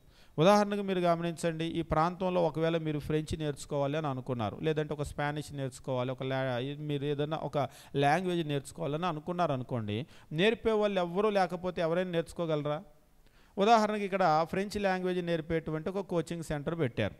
ఇక ఫీజు ఎంత అనేది నేనేం మాట్లాడినా కానీ మొత్తానికి ఎంతో ఫీజు మనం అందుబాటులో కలిగినంత ఫీజే నేర్చుకోవాలన్నటువంటి ఆశ కూడా మీకు ఉందనుకోండి, అప్పుడు మీరు నేర్చుకోగలుగుతారు. లేకపోతే మీ దగ్గర ₹1,00,000 డబ్బులు ఉన్నా కానీ ఇక్కడ ఫ్రెంచి నేర్పే వాళ్ళు ఎవరు లేకపోతే మీరు నేర్చుకోగలుగుతారా? నేర్చుకోలేరు. ఏదైనా సరే మనం నేర్చుకోవాలి అంటే నేర్పే వాళ్ళు ఉండాలి. యెహోవా యందు భయభక్తులు కూడా నేర్పేటువంటి వాళ్ళను దేవుడు వారి సమాజాల్లో ఏర్పాటు చేసి పాత నిబంధన కాలంలో ఏం చేశాడంటే వారి ద్వారా దేవుని వాక్యాన్ని నేర్పిస్తూ ఉన్నాడు. ఇక ఈరోజు క్రొత్త నిబంధనలో అయితే వాళ్ళకు మించిన ఆశీర్వాదం. ఎందుకు అంటే వాళ్ళకు నేర్పేటువంటి యాజకులు ఉన్నారు, కానీ నేర్పేటువంటి సోర్స్ వాళ్ళకంటే క్రొత్త నిబంధనలు మనకు ఎక్కువ పెట్టాడు. మనకు దేవుడు సంఘము అనేటువంటి దాన్ని పెట్టి ప్రతి ఆదివారము సంఘము ఆరాధించడానికి కూడుకోవటము, ఆదివారం మాత్రమే కాకుండా ప్రత్యేకమైనటువంటి కూడికలు మనకు ఏర్పాటు చేసి దేవుని వాక్యం నేర్చుకోవటం ఇలా ఈరోజు నిజంగా మనకు నేర్చుకునేటానికి ఉన్నంత అవకాశం ప్రపంచంలో మునుపెన్నడూ కూడా లేదు. ఈరోజు మీరు ఫోన్ పట్టుకుంటే దేవుని వాక్యం నేర్చుకోవచ్చు. నిజంగా ఫోన్లో ఉన్నటువంటి ఎట్లా ఉన్నాయంటే, మొన్న మేము ప్రార్థన చేయడానికి ఒక హాస్పిటల్కి వెళ్తే కాళ్ళు చేతులు సరిగా పనిచేయటం లేదు, కళ్ళు కూడా కొంచెం బ్లర్ అయినాయి అని చెప్పేసి అంటూ ఉన్నారు. హాస్పిటల్లో జాయిన్ అయ్యారు. నేను వారం రోజుల నుంచి బైబిల్ కూడా చదువుకోలేకపోతున్నానని చెప్పేసి ఆ సిస్టర్ అన్నారు. కళ్ళంతా కూడా బ్లర్ అయిపోయినాయట నరాల బలహీనత వల్ల. అయితే దేవుని వాక్యం యూట్యూబ్లో వస్తుంది కదా, ఆ యూట్యూబ్లో వచ్చే వాక్యం పెట్టుకొని అలాగా తల దగ్గర పెట్టుకొని వాక్యం వింటూ ఉన్నారట. నిజంగా ఈరోజు దేవుని వాక్యం వినటానికి ఎంత గొప్ప అవకాశం ఉందో, కానీ ఒకప్పుడైతే మనకు అవకాశం లేదు. కానీ ఈ ఫోన్ తీసుకొని పొద్దుగూకుల పబ్జీలు ఆడేటువంటి వాళ్ళు ఉన్నారు, రకరకాల గేమ్స్ ఆడే వాళ్ళు ఉన్నారు. దీన్ని చూసి లేస్తే ఫేస్బుక్, వాట్సాప్, యూట్యూబ్లు, ట్విట్టర్లు, ఇందులో రకరకాల గందరగోళమైనటువంటిదే కానీ పనికొచ్చేటువంటి దానికి ఉపయోగించేటువంటి వాళ్ళే.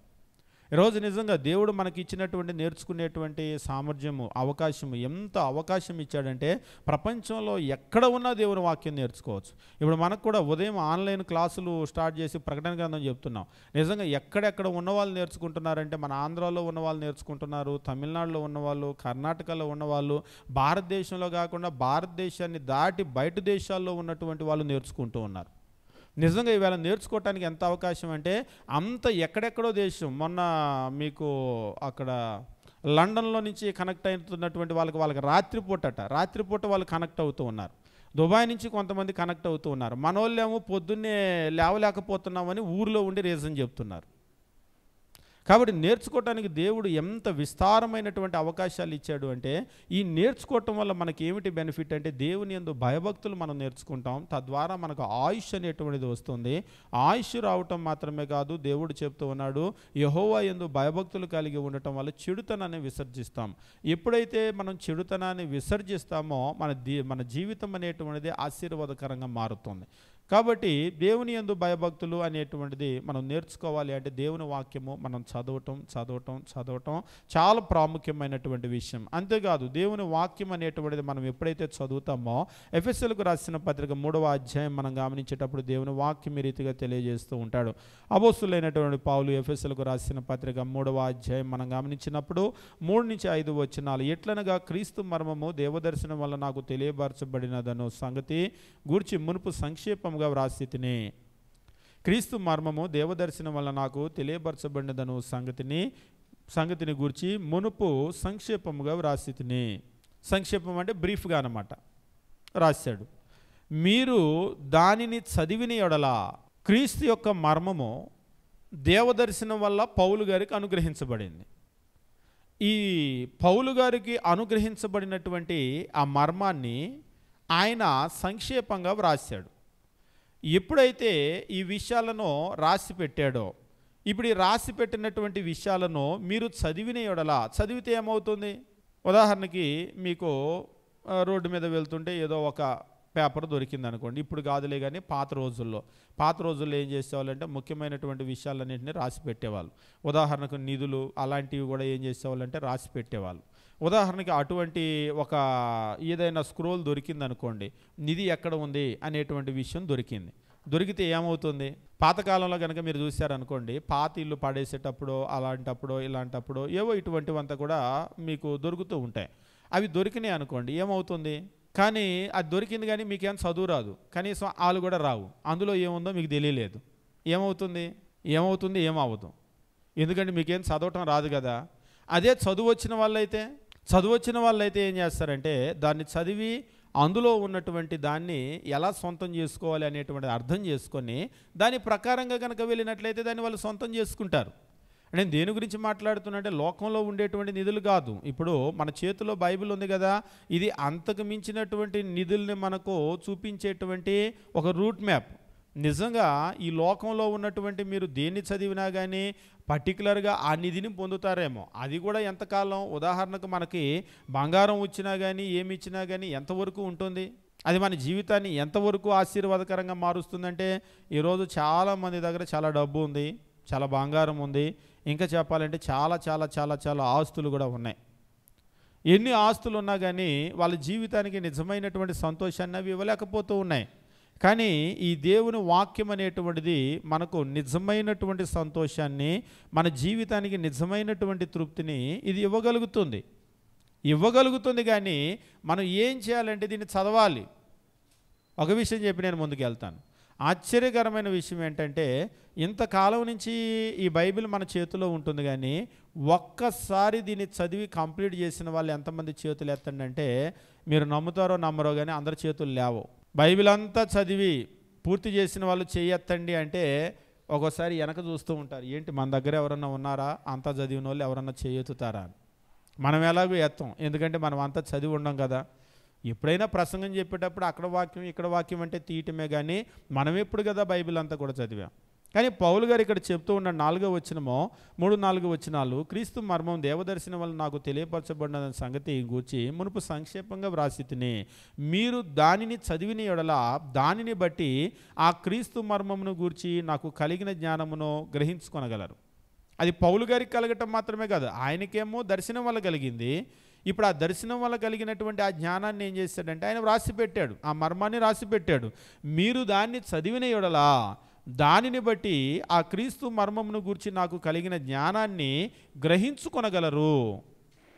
కాబట్టి బైబిల్ని చదవటం వల్ల మనకి ఏమిటి ప్రయోజనము అంటే, ఈ మర్మాలన్నీ కూడా మనకు అర్థమవుతాయి.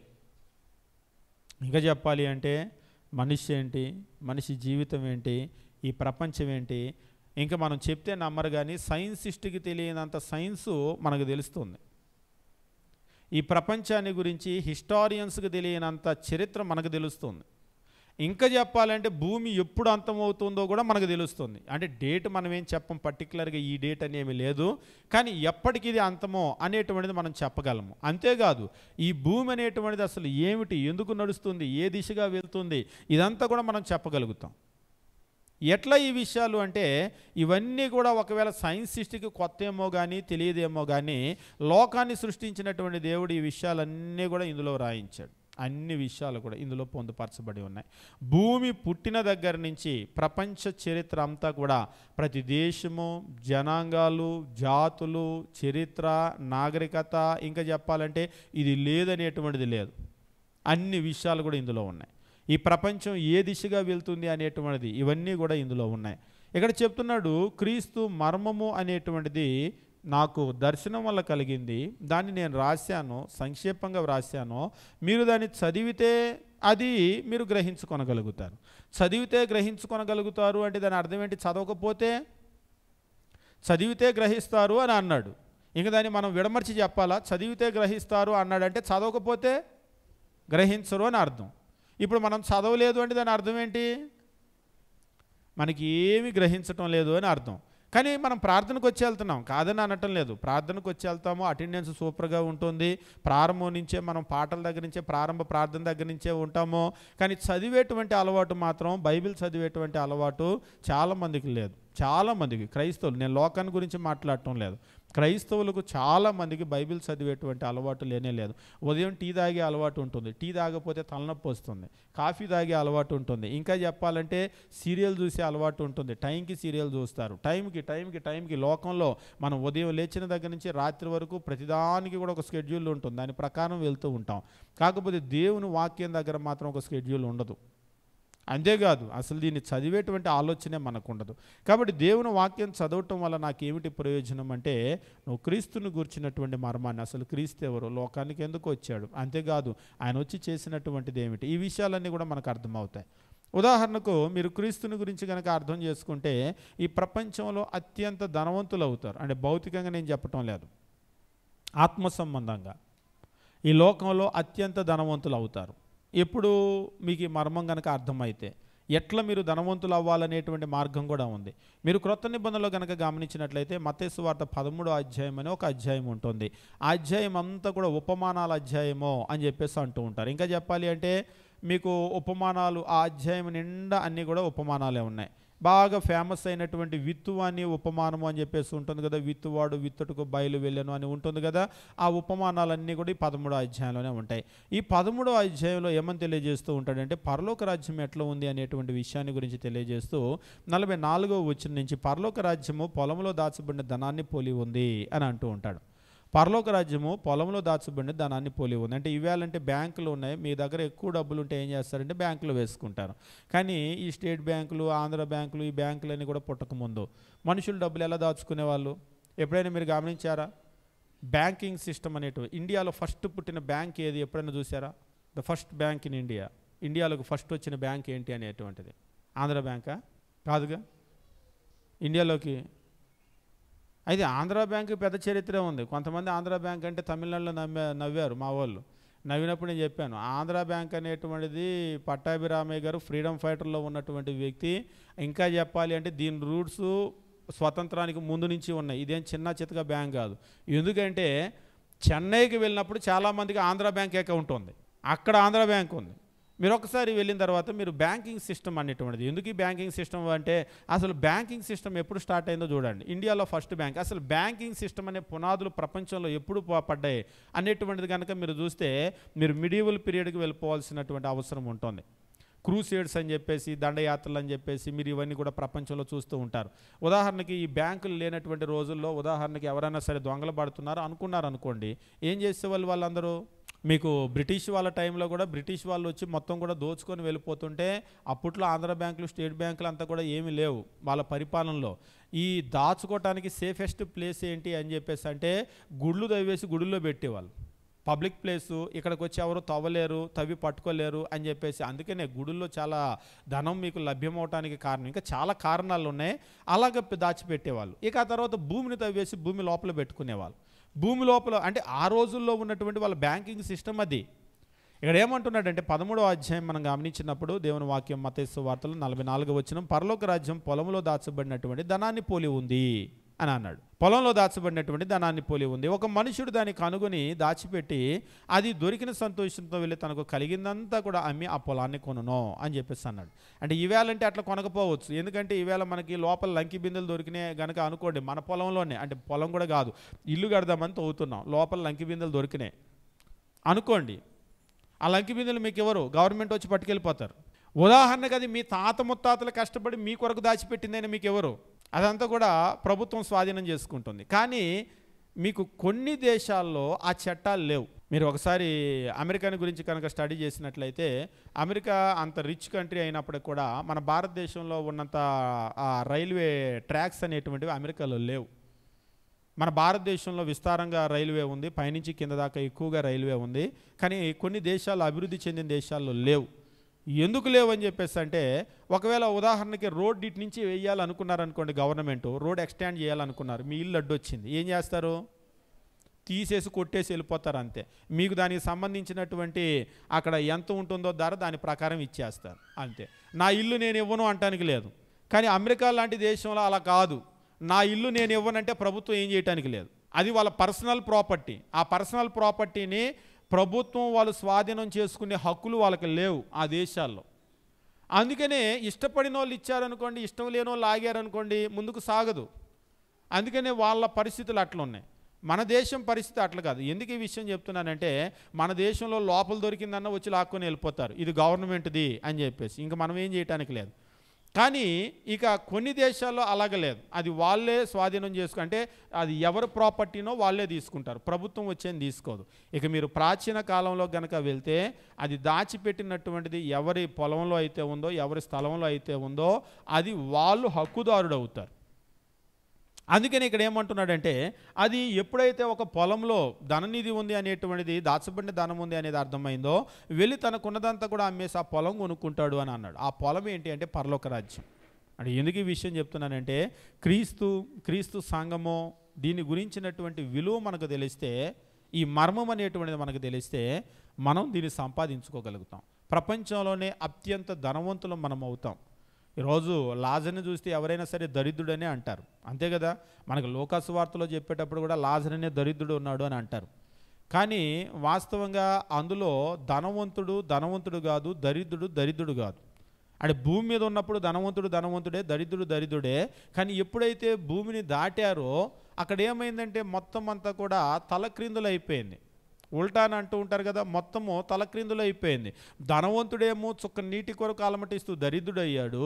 దరిద్రుడైన లాజరేమో వెళ్ళిపోయి అబ్రహాము రొమ్మున ఆనుకొనటానికి వెళ్ళి ఆయన చాలా ఉన్నతమైన స్థితిలో ఉన్నాడు. కాబట్టి మనం కనుక గమనించినట్లయితే ధనవంతుడు లాజరు వీళ్ళిద్దరిలో నిజం ధనవంతుడు ఎవరంటే లాజరే. ఎందుకంటే ధనవంతుని ధనం అనేటువంటిది తాత్కాలికమే. మా ఆయుష్కాలం 75 సంవత్సరాలు, అధిక బలం ఉంటే 80 సంవత్సరాలు, ఇంతవరకు ఆయన ఎంజాయ్ చేయగలడు. కానీ లాజరు ఇప్పుడు యుగాలు కూడా ఆయన అక్కడ దేవుని కుడిపార్శ్వమున ఎలాగైతే క్రీస్తు ప్రభు ఉన్నాడో అక్కడికి మనలందరినీ కూడా చేరుస్తూ ఉన్నాడు. కాబట్టి నిజమైనటువంటి ధనవంతులు ఎవరంటే ఈ భూమి మీద అనుభవించే వాళ్ళు కాదు, అక్కడ అనుభవించడానికి వెళ్ళేటువంటి వాళ్ళు. ఈ మర్మం ఎప్పుడైతే మనకు తెలుస్తూ ఉంటుందో మనం ఏం చేస్తామంటే మన జీవితమే పూర్తిగా మార్చబడుతుంది. మరి ఈ విషయం మనకి ఎట్లా తెలుస్తుంది అంటే ఎప్పుడైతే దేవుని వాక్యాన్ని మనం చదువుతామో చదవటాన్ని బట్టి ఈ విషయాన్ని మనం తెలుసుకుంటాం. తిమోతికి రాసినటువంటి 2వ పత్రిక మనం గమనించినప్పుడు దేవుని వాక్యం ఈ రీతిగా తెలియజేస్తూ ఉంటాడు. 3వ అధ్యాయం 14-15 వచనాలు మనం గమనించినట్లయితే, తిమోతికి రాసినటువంటి 2వ పత్రిక 3వ అధ్యాయం 14-15 వచనాలు, క్రీస్తు యేసునందు ఉంచవలసిన విశ్వాసము ద్వారా రక్షణార్థమైన జ్ఞానం నీకు కలిగించుటకు శక్తిగల పరిశుద్ధ లేఖనాలను బాల్యము నుంచి నీ వెరుగుదువు.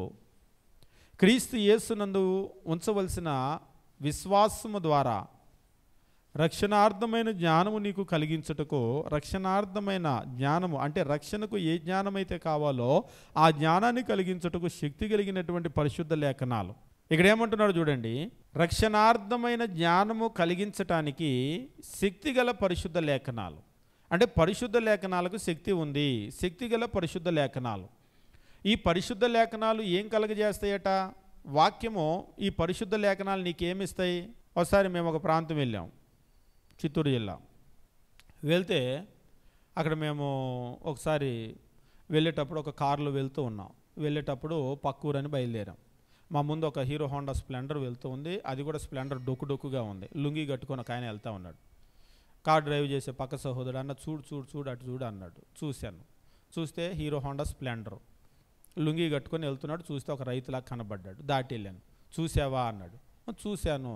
హీరో హోండా స్ప్లెండర్ అన్నాడు. అది కాదు, ఆ మనిషిని చూసావా అన్నాను. చూశాను, లుంగి కట్టుకొని ఉన్నాడు. ఈ ఏరియాలో కోటేశ్వరుడు ఆయనే అన్నాడు. ఈ ఏరియాలో కోటేశ్వరుడు ఆయనే. అప్పుడు మళ్ళీ వెనక్కి తిరిగి చూశాను.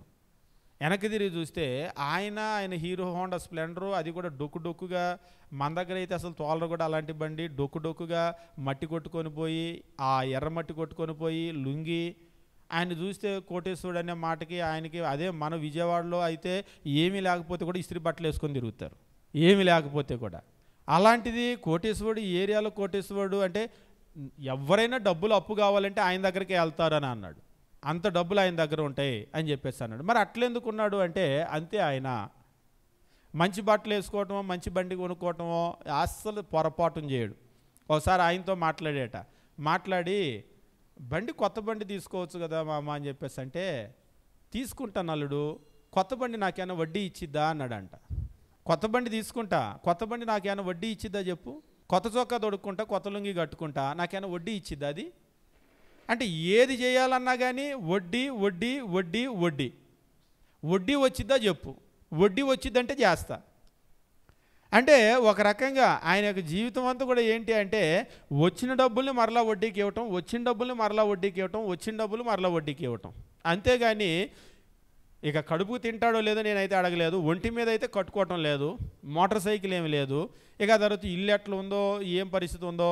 ఆ తర్వాత ఆయన చెప్తున్నాడు, ఈయన ఒక్క ఆయన కాదన్నా, మా ఏరియా జనాలంతా ఇలానే ఉంటారు, కడుపుకు తినరు. మంచి బట్ట కట్టుకోరు, ఏది అనుభవించరు, ఏదున్నా కానీ దాచుకుంటారు అంతే. అంటే ఎందుకు ఈ విషయం చెప్తున్నానంటే, ఇప్పుడు వాళ్ళకి లోకంలో వాళ్ళు చదువుకున్న వాళ్ళే, తెలుగు మీడియంలో చదువుకున్నారు, ఇంగ్లీష్ మీడియంలో చదువుకున్నారు. ఇవాళ రేపు కనుక మీరు చూసుకున్నట్లయితే డబ్బులు దాచిపెడుతూ ఉన్నారు కదా. ఆ దాచిపెట్టే వాళ్ళంతా కూడా చదువుకున్న వాళ్ళే, వాళ్ళు ఏం చదువులేని ఇల్లిటరేట్లు కాదు.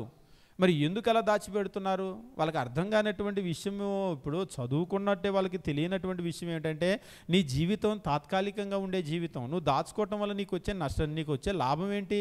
దాచుకోవటం వల్ల నీకు వచ్చేటువంటి లాభం ఏంటి? అసలు ఈ భూమి మీద నువ్వేంటో, నీ జీవితం ఏంటో, ఎందుకు వచ్చావో, ఎందుకు బ్రతుకుతున్నావో, ఎందుకు చస్తున్నావో, చచ్చిన తర్వాత ఎక్కడికి వెళ్తావో, నిజమైనటువంటిది, విలువైనటువంటివి, మాన్యమైనటువంటివి, రమ్యమైనటువంటివి ఏంటో అసలు నీకు తెలియలేదు.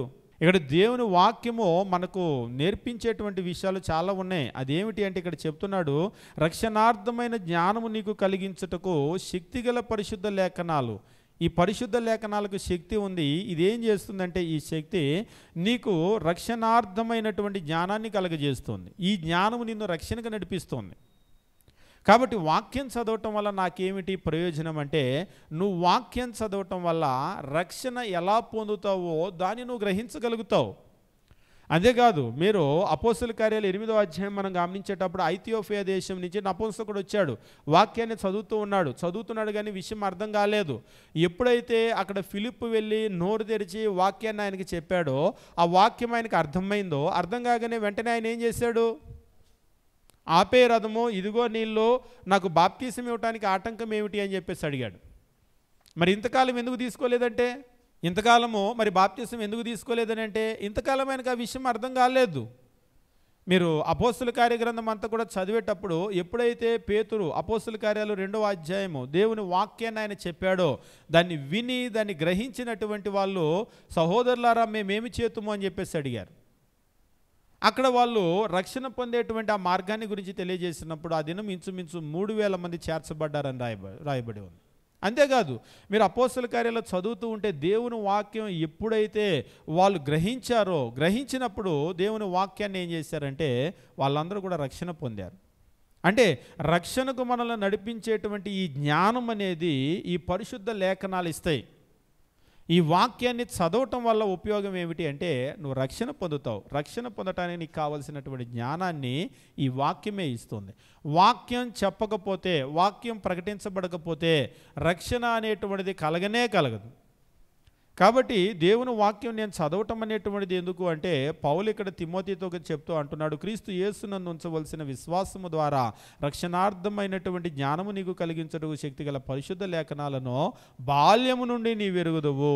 నీవు నేర్చుకొని రూఢి అని తెలుసుకున్నవి ఎవరి వల్ల నేర్చుకుంటావో ఆ సంగతి తెలుసుకొని వాటి యందు నిలకడగా ఉండు. బాల్యము నుంచి నీవు ఎరుగుదువు అని చెప్పేసి అంటున్నాడు. చిన్నతనం నుంచే తిమోతి యొక్క అవ్వ, తిమోతి యొక్క తల్లి, వారి ఇరువురు కూడా తిమోతికి దేవుని వాక్యాన్ని నేర్పించారు బాల్యము నుంచి. అందుకే ఆయన చాలా చిన్న వయసులోనే రక్షణ పొందగలిగాడు. ఈవేళ అయితే చూడండి, 20 ఏళ్ళు వస్తాయి, 30 ఏళ్ళు వస్తాయి, 40 ఏళ్ళు వస్తాయి, బాప్తీసం అంటే తర్వాత 50 ఏళ్ళు వచ్చిన వాళ్ళు తర్వాత అంటున్నారు, 60 ఏళ్ళు వచ్చిన వాళ్ళు తర్వాత అంటున్నారు. నిజంగా ఎట్లా ఉంటుందో చూడండి పరిస్థితి అనేటువంటిది. తరువాత ఏంటంటే దాని యొక్క విలువ తెలియలేదు. ఎప్పుడైతే ఆ విలువ తెలిసిందో, ఇదిగో నీళ్ళు ఆపే రథం, నాకు బాప్తీసం ఇవ్వడానికి నీకు ఆటంకం ఏంటి? అవును, ఆల్రెడీ నువ్వు ఒక మినిస్టర్వి, ఆల్రెడీ నీకు గుర్రం ఉంది, రథం ఉంది, ఆస్తి ఉంది, ఐశ్వర్యం ఉంది. ఇవన్నీ ఉన్న తర్వాత ఇంక నీకు బాప్తీసం ఎందుకు అంటే, ఆయన ఒక ఫైనాన్స్ మినిస్టర్ కదా, ఒక రాజ్యంలో ఒక ఫైనాన్స్ మినిస్టరు. ఆయనకంటూ ఆస్తి ఉంది, ఐశ్వర్యం ఉంది, హోదా ఉంది, ఇంకా చెప్పాలంటే అన్నీ ఉన్నాయని బాప్తీసం ఎందుకు? భౌతికంగా అన్నీ ఉన్నాయి కానీ ఆత్మ సంబంధంగా ఆయన ఆత్మకు రక్షణ లేదు. ఆయన మరణిస్తే దేవుని దగ్గరికి వెళ్ళేటువంటి పరిస్థితి లేదు. దాని కొరకు ఎప్పుడైతే ఫిలిప్పు నోరు తెరిచి దేవుని వాక్యాన్ని చెప్పాడో అప్పుడు ఆ విషయాలు ఆయన గ్రహించగలిగాడు. కాబట్టి దేవుని వాక్యము నేను ఎందుకు చదవాలి అంటే, దేవుని వాక్యాన్ని నువ్వు చదవటం వల్ల నువ్వు ఈ విషయాలను గ్రహించగలుగుతావు. అంతేకాదు, తిమోతికి రాసినటువంటి 2వ పత్రిక మనం గమనించినప్పుడు 3వ అధ్యాయంలోనే 16-17 వచనాలు మనం గమనించినట్లయితే దేవుని వాక్యం ఈ రీతిగా తెలియజేస్తూ ఉంటాడు. 16-17 వచనాలు. దైవజనుడు సన్నద్ధుడై ప్రతి సత్కార్యమునకు పూర్ణముగా సిద్ధపడి ఉండినట్లు దైవావేశం వల్ల కలిగిన ప్రతి లేఖనము ఉపదేశించుటకును, ఖండించుటకును, తప్పుదిద్దుటకును, నీతియందు శిక్ష చేయుటకును ప్రయోజనకరమై ఉన్నది అని చెప్పేసి అంటూ ఉన్నాడు.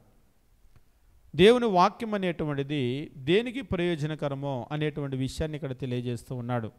దేనికి ప్రయోజనకరము అంటే ప్రతి లేఖనము ఉపదేశించటానికి ప్రయోజనకరంగా ఉంది, ఖండించటానికి ప్రయోజనకరంగా ఉంది, తప్పుదిద్దటానికి ప్రయోజనకరంగా ఉంది, నీతి యందు శిక్ష చేయటానికి ప్రయోజనకరంగా ఉంది. అంటే ఒక మనిషిని దిద్ది సరైన దారిలోనికి తీసుకొని వచ్చేటువంటిది ఏమిటి అంటే దేవుని వాక్యం. మీరు కావాలంటే ప్రయత్నం చేయండి.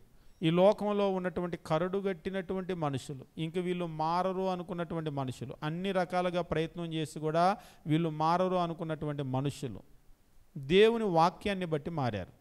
మీరు నమ్మినా నమ్మకపోయినా ఒకసారి మీరు వాక్యంలో కూడా గమనించండి. దేవుని వాక్యం ప్రకటించబడినప్పుడు స్వార్థపరులు మారారు. సుంకరులు అని చెప్పేసి అంటూ ఉంటారు కదా. సుంకరులు ఎంత స్వార్థపరులు అంటే ఉన్నటువంటిది అంతా కూడా తీసుకుని వెళ్ళి వాళ్ళు దాచిపెట్టుకుంటారు. పొట్టి జక్కయ్యని గురించి మీరు చూస్తూ ఉంటారు. ఎప్పుడైతే క్రీస్తు ప్రభు దగ్గరికి వచ్చాడో, ఇదిగో ప్రభువా నా ఆశలో సగం బీదలకు ఇస్తున్నాను, దాచిపెట్టుకున్నదంతా ఇచ్చేసాడు. ఎప్పుడైతే దేవుని వాక్యాన్ని విన్నారో సుంకరులు మారారు. దానికి ఆ శక్తి ఉంది. ఎప్పుడైతే దేవుని వాక్యమో విన్నారో, విన్నప్పుడు వ్యభిచారులు మారారు. ఎప్పుడైతే దేవుని వాక్యమో విన్నప్పుడు దొంగలు మారారు. అంతేకాదు వ్యభిచారులు మారారు, నరహంతకులు మారారు. ఇంకా చెప్పాలి అంటే దేవుని వాక్యము మార్చలేనటువంటి మనిషి ఎవరు కూడా లేరు. కాకపోతే వాళ్ళు వినాలి. ఇప్పుడు మీరు డాక్టర్ దగ్గరికి వెళ్ళారనుకోండి, డాక్టర్ దగ్గరికి వెళ్ళి చూపించుకుంటే ఆయన ఏం చేశాడంటే ఈ మందులు ఒక నెల రోజులు వాడి కనబడండి అని చెప్పేసి అన్నారు. మందులు కొనుక్కొని వచ్చారు. వచ్చిన తర్వాత మందులేమో అక్కడ పెట్టారు. నెల రోజులు ఏం మింగలేదు. మందులు మింగటం అంటే మీకు ఇష్టం ఉండదు. నెల అయిపోయిన తర్వాత మళ్ళీ చీటీ పట్టుకొని వెళ్ళారు. నెల రోజుల తర్వాత ఎలా ఉంది అంటే ఏం తగ్గలేదండి అన్నారు. అదేంటి అని అన్నాడు. మందులు వేసుకున్నావంటే మందులు వేసుకోలేదండి, కొనుక్కున్నాను అయితే అని అన్నారు. ఏమంటాడు ఆ డాక్టర్ మిమ్మల్ని? సరే ఇంకో నెలకు మందులు రాస్తాను అంటాడా?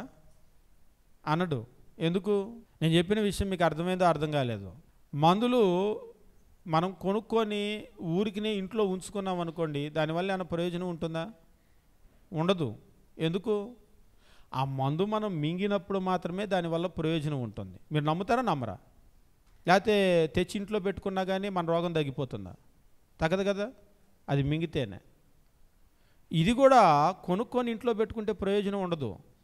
కొంతమంది దీన్ని కొనుక్కొని ఇంట్లో పెట్టుకుంటే ప్రయోజనం ఉంటుందేమో అని అనుకుంటారు. ఇది కూడా కొనుక్కొని ఇంట్లో పెట్టుకునేది కాదు. అంటే దీన్ని నవిలి మింగమంటారంటే దీన్ని నవిలి మింగటం కాదు, భౌతికంగా నవిలి మింగటం కాదు, ఆత్మ సంబంధంగా నవిలి మింగేసేయాలి దీన్ని. అలా మీరు దీన్ని లోపలికి తీసుకున్నప్పుడే ప్రయోజనం ఉంటుంది. మందు అయితే మనకు బాగా అర్థమైంది, తెచ్చి ఇంట్లో పెట్టుకుంటే ప్రయోజనం ఉండదని. మరి ఇది నిజంగా ఇది ఎంత ప్రయోజనకరంగా ఉంది అనేటువంటి విషయాన్ని ఇక్కడ తెలియజేస్తూ ఉన్నాడు. తిమోతికి రాసినటువంటి ఈ 2వ పత్రిక 3వ అధ్యాయం ఇప్పుడు మనం చదివిన 16-17 వచనాల్లో దైవజనుడు సన్నద్ధుడై ప్రతి సత్కార్యమునకు పూర్ణముగా సిద్ధపడి ఉండునట్లు, ఒక మనిషిని పరిపూర్ణంగా సిద్ధపరిచేటట్లు చేసేటువంటిది ఏమిటి అంటే దైవావేశం వలన కలిగినటువంటి లేఖనాలు. ఇవేం చేస్తాయి అంటే ఉపదేశిస్తాయి, ఖండిస్తాయి, తప్పుదిద్దుతాయి, నీతి యందు శిక్ష చేస్తాయి. వీటన్నింటికి కూడా ప్రయోజనకరంగా ఉంది. కానీ ఇవాళ జనాలకి ఉపదేశిస్తే నచ్చదు. నిజంగా ఇవాళ ఎట్లుందంటే పరిస్థితి, ఉపదేశం చాలామందికి నచ్చదు. గట్టిగా చెప్పారనుకోండి, లేటుగా వచ్చే వాళ్ళకి లేటుగా వచ్చారని చెప్తే నచ్చదు. ఇదేమన్నా స్కూలా, ఎలిమెంటరీ స్కూలా, ఇదేమన్నా ఒకసారి అయిపోయిన తర్వాత ఇదే డిస్కషన్ అంట. ఇదేంటండి స్కూల్లో పిల్లల్ని నించోబెట్టినట్టు మీరు లేటుగా వచ్చారు అంటున్నారు, ఇక్కడ చర్చికి లేటుగా రాకూడదా అని అంటున్నారంట. అంటే దాని అర్థం ఏంటి? లేటుగా రావచ్చనా? అందుకనే వీళ్ళు కూడా ఏం చేయరంటే ఈ సేవకులు కూడా ఏం మాట్లాడరు. వాళ్ళు అలా వస్తూ ఉంటారు. ఎన్నిసార్లు చెప్పినా లేటుగా వస్తూ ఉంటారు. వీళ్ళు ఏం మాట్లాడరు. ఏదన్నా మాట్లాడారు అనుకోండి, ఏదన్నా మాట్లాడితే ఇది మేము మానేసి ఇంకో చర్చికి వెళ్తామంటారు. వద్దు బాబు మీరు వెళ్తే 4 కుర్చీలు ఖాళీ అవుతాయి, ఉండండి ఇక్కడే ఉండండి, పోనీ మీకు నచ్చినప్పుడే రండి అని అంటూ ఉంటారు. కానీ దేవుని వాక్యం అనేటువంటిది ఖచ్చితంగా మనం ఉపదేశించాలి. వాళ్ళకి నచ్చినా వాళ్ళకి నచ్చకపోయినా. ఇప్పుడు మనకి పాఠాలు ఉన్నాయి, 10th క్లాస్ లెసన్స్ ఉంటుంది, సిలబస్ ఉంటుంది. స్టూడెంట్కి నచ్చినా నచ్చకపోయినా ఎవరికి నచ్చినా ఆ సిలబస్ యాజ్ ఇట్ ఈజ్ చెప్తారా లేదా? బైబిల్లో ఉన్నటువంటి ప్రతి టాపిక్, ప్రతి విషయాన్ని ఉన్నట్లుగా చెప్తామా అంటే మా సేవకులు తెలుసు, చాలా విషయాలు మేము చెప్పాం. నిజంగా ముఖ్యంగా క్రీస్తు సంఘాల్లో అయితే కానుకల గురించి అసలు చెప్పరు. చెప్తే అయ్యగారు డబ్బులు అడుక్కుంటున్నాడు అనుకుంటారని, ఇక్కడ కూడా డబ్బులు ఆడటం మొదలుపెట్టాడని చెప్పరు. సరే, కానుకలు అంటే చెప్పలేదు. పోనీ ఖండించేటువంటి విషయాలు లేటుగా వచ్చే విషయాలు ఉన్నాయి, చెప్పం. పోనీ రక్షణ పొందటం లేదు కొంతమంది, చెప్పం. పోనీ రక్షణ పొందిన తర్వాత కూడా డిసిప్లిన్ లేకుండా ఉంటారు, చెప్పం. రక్షణ పొంది బాప్తిసం పొందిన తర్వాత కూడా మాటలు లోకస్తుల్లాగా మాట్లాడుతూ ఉంటారు. మీరు నమ్ముతారో నమ్మరో, బాప్తిసం పొంది బూతులు తిట్టే వాళ్ళు ఉన్నారు. బాప్తిసం పొందిన తర్వాత కూడా అడ్డమైన మాటలు మాట్లాడేవాళ్ళు. అంటే ప్రార్థనకు వచ్చినప్పుడు మాట్లాడరు, కొందరైతే ఆదివారం అంతా మాట్లాడరు నిష్టగా. సోమవారం చెప్తాను ఈ పని అంటారు, ఆదివారం మాత్రం తప్పుడు మాటలు మాట్లాడరు. ఏదన్నా ఉంటే సోమవారం నుంచి చూసుకుంటారు. కొంతమంది బాప్తిసం పొంది కూడా, రక్షణ పొంది కూడా లోకస్తులు ఎలాగైతే ఉంటారో అలాగనే అసూయ ఉంటుంది, అలాగనే కలహం ఉంటుంది, ద్వేషం ఉంటుంది, మత్సరం ఉంటుంది, అన్నీ ఉంటాయి. ఇప్పుడు వీళ్ళు ఖండించి చెప్పారనుకోండి, ఎందుకులేండి గట్టిగా చెప్తే వాళ్ళు నొచ్చుకుంటారని అంటారు. ఇప్పుడు గట్టిగా చెప్తే నొచ్చుకుంటారని మీరు తప్పు దిద్దకుండా ఉంటే ఎట్లా? దేవుని వాక్యం ఏం చేయాలి అంటే, దేవుని వాక్యం అనేటువంటిది వాళ్ళని సరిచేయాలి. మీరు చూడండి, మీరు ఒక వస్తువుని తయారు చేసేటప్పుడు ఒక కుమ్మరివాడు ఉన్నాడంటే, మీరు మట్టిని ఇస్తే ఆ మట్టి ముద్దకి ఏం చేస్తాడంటే, ఆయన అనుకున్నటువంటి పర్ఫెక్ట్ షేప్ తీసుకొని వస్తాడు. ఆయన అనుకున్న షేప్ కరెక్ట్గా తెస్తాడు. ఇప్పుడు మనం కూడా ఏమిటి అంటే, ఒక రకంగా రకరకాలైనటువంటి రూపం ఉన్నటువంటి మట్టి ముద్దలం. ఈ మట్టి ముద్దలంతా కూడా ఇక్కడికి వచ్చినప్పుడు మనమందరం కూడా క్రీస్తు అనేటువంటి ఆ పర్ఫెక్ట్ షేప్ మనకి రావాలి. మనందరిలో కూడా అది రావాలి అంటే ఆ రూపం అనేటువంటిది ఈ వాక్యం ద్వారా ఏర్పాటు చేయాలి. అది చేసేటువంటి శక్తి వాక్యానికి ఉంది. కాబట్టి ఈ వాక్యానికి ఉన్నటువంటి శక్తి ఏమిటి అంటే, ప్రపంచంలో ఉన్నటువంటి వాళ్ళు దొంగలైనా సరే, వ్యభిచారులైనా సరే, అబద్ధికులైనా, నరహంతికులైనా, ఇంక వీళ్ళు వాళ్ళని లేదు, ప్రపంచంలో ఎవరైనా సరే మీరు ఏ మట్టి ముద్దనైనా ఇవ్వండి, దాన్ని తీసుకొని వచ్చి కొమ్మరికి ఇచ్చాడంటే ఆయన అనుకున్న రూపాన్ని తేగలడు. ఒక్కోసారి కొంచెం లేట్ అవుతుందేమో దాన్ని తేవటానికి, కానీ ఆయన దాన్ని తీసుకొని రాగలుగుతాడు. అలాగనే ఇక్కడ కూడా ఎలాంటి మనిషిని తీసుకొని వచ్చినా కానీ క్రీస్తు యొక్క రూపం, ఆ షేప్ అనేటువంటిది వాళ్ళలో రావాలి అంటే ఈ వాక్యం అనేటువంటిది ఉపదేశించబడాలి. అంతేగాని వాళ్ళకి నచ్చవండి ఇలాంటి ప్రసంగాలు, ఇలాంటి మాటలు వాళ్ళకి నచ్చవు అని చెప్పేసి అంటే, నచ్చకపోతే ఇప్పుడు స్కూల్లో సిలబస్ చెప్పారు 10th క్లాసు, ఈ సిలబస్ ఆయనకి నచ్చలేదు, ఏం చేయాలి? నువ్వు 10th మానేయాలి, అంతకుమించి వేరే ఆప్షన్ లేదు. నీకు నచ్చలేదని సిలబస్ ఏమీ మార్చరు. ఒకవేళ లోకంలో ఉన్న సిలబస్లు మారుతాయేమో కానీ ఇందులో ఉన్న సిలబస్ అస్సలు మారదు. ఒకసారి ఒక వ్యక్తి ఫోన్ చేశారు నాకు, ఫోన్ చేసి చెప్పినటువంటి విషయం ఏమిటంటే, బాప్తిసానికి రెడీ అయ్యారు, కాకపోతే ఇక్కడ ఒక కాంప్లికేషన్ ఉంది. అదేమిటి అంటే, ఒక వ్యక్తి ఒక ఆమెను పెళ్లి చేసుకున్నాడు, తర్వాత వాళ్ళ చెల్లిని కూడా పెళ్లి చేసుకున్నాడు. కారణాలు ఏంటనేటువంటి నేనేం చెప్పను, ఇద్దరిని పెళ్లి చేసుకున్నాడు. వాళ్ళిద్దరూ కూడా అక్క చెల్లెలు కాబట్టి ఇద్దరు కూడా కలిసి ఉన్నారు. ఆ ఇద్దరు కలిసి ఒకే ఇంట్లో ఉంటారు, ముగ్గురు కలిసి ఒకే ఇంట్లో ఉంటారు. వాళ్ళ ముగ్గురికి ఏ ఇబ్బంది లేదు అంట. ఇప్పుడు వాక్యం ముగ్గురు కలిసి ఉన్నారు, ముగ్గురు బాప్తిసానికి ముందుకు వచ్చారు. అసలు వాళ్ళ ఐక్యత ఎట్లుందో చూడండి. ఇప్పుడు ముగ్గురు కలిసి ముందుకు వచ్చారు. ముందుకు వస్తే అక్కడ సేవకుడు నాకు ఫోన్ చేసి, ఇలాగ ముగ్గురు ఒకే మాట మీద ముందుకు వచ్చారు, మనం బాప్తిసం ఇవ్వచ్చా అని చెప్పేసి.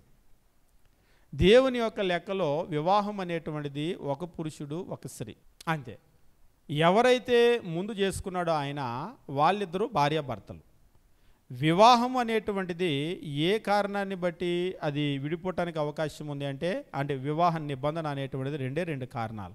భార్యాభర్తలు ఇద్దరిలో ఎవరైనా ఒకరు చనిపోతే బ్రతికున్న వాళ్ళు వేరొక పెళ్లి చేసుకోవచ్చు, నిబంధనల నుంచి బయటకు వస్తారు.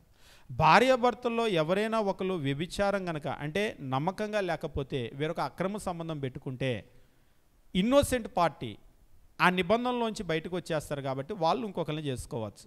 గిల్టీ పార్టీ ఎవరైతే ఉన్నారో వాళ్ళు చేసుకోవటానికి లేదు. అంతేగాని కోర్టు విడాకులు ఇచ్చింది మేము పెళ్లి చేసుకుంటామంటే, కోర్టు విడాకులు ఇస్తే దేవుడు ఇవ్వలేదు, కోర్టు ఇస్తే దేవుడు ఇచ్చినట్లు లెక్క కాదు. ఇప్పుడు దేవుని లెక్కలో ఆ మొదటి ఆమె ఈయన భార్యాభర్తలు, అక్కడ ఇద్దరిలో ఒకరు చనిపోలేదు. మరి ఆమె ఏమన్నా తప్పు చేసిందా? ఈయన ఇంకో పెళ్లి చేసుకోవటానికంటే తప్పు కూడా చేయలేదు. అయితే వివాహం అనేటువంటిది రద్దు చేయబడదు. ఇప్పుడు వీళ్ళిద్దరూ భార్యాభర్తలు. ఇప్పుడు ఈమె చెల్లిని చేసుకున్నాడు కదా, ఈ చెల్లితో చేసేటువంటిది వ్యభిచారం, అది సంసారం కాదు, వ్యభిచారం అది.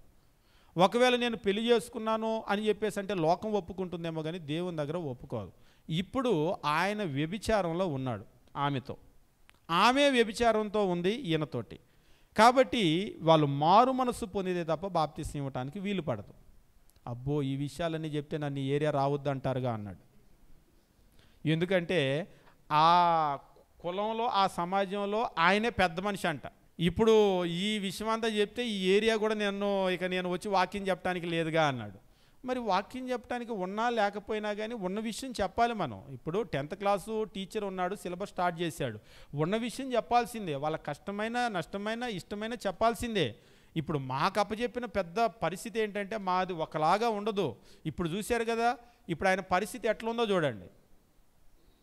ఆ ఏరియాలో మరి ఇప్పుడు ఈయనకి చెప్పాలి, చెప్పకుండా ఈ ఏరియా మానేద్దామా అంటే నేను చెప్పాను, చెప్పకుండా మానేస్తే నీ మీద దోషారోపణ ఉంటుంది.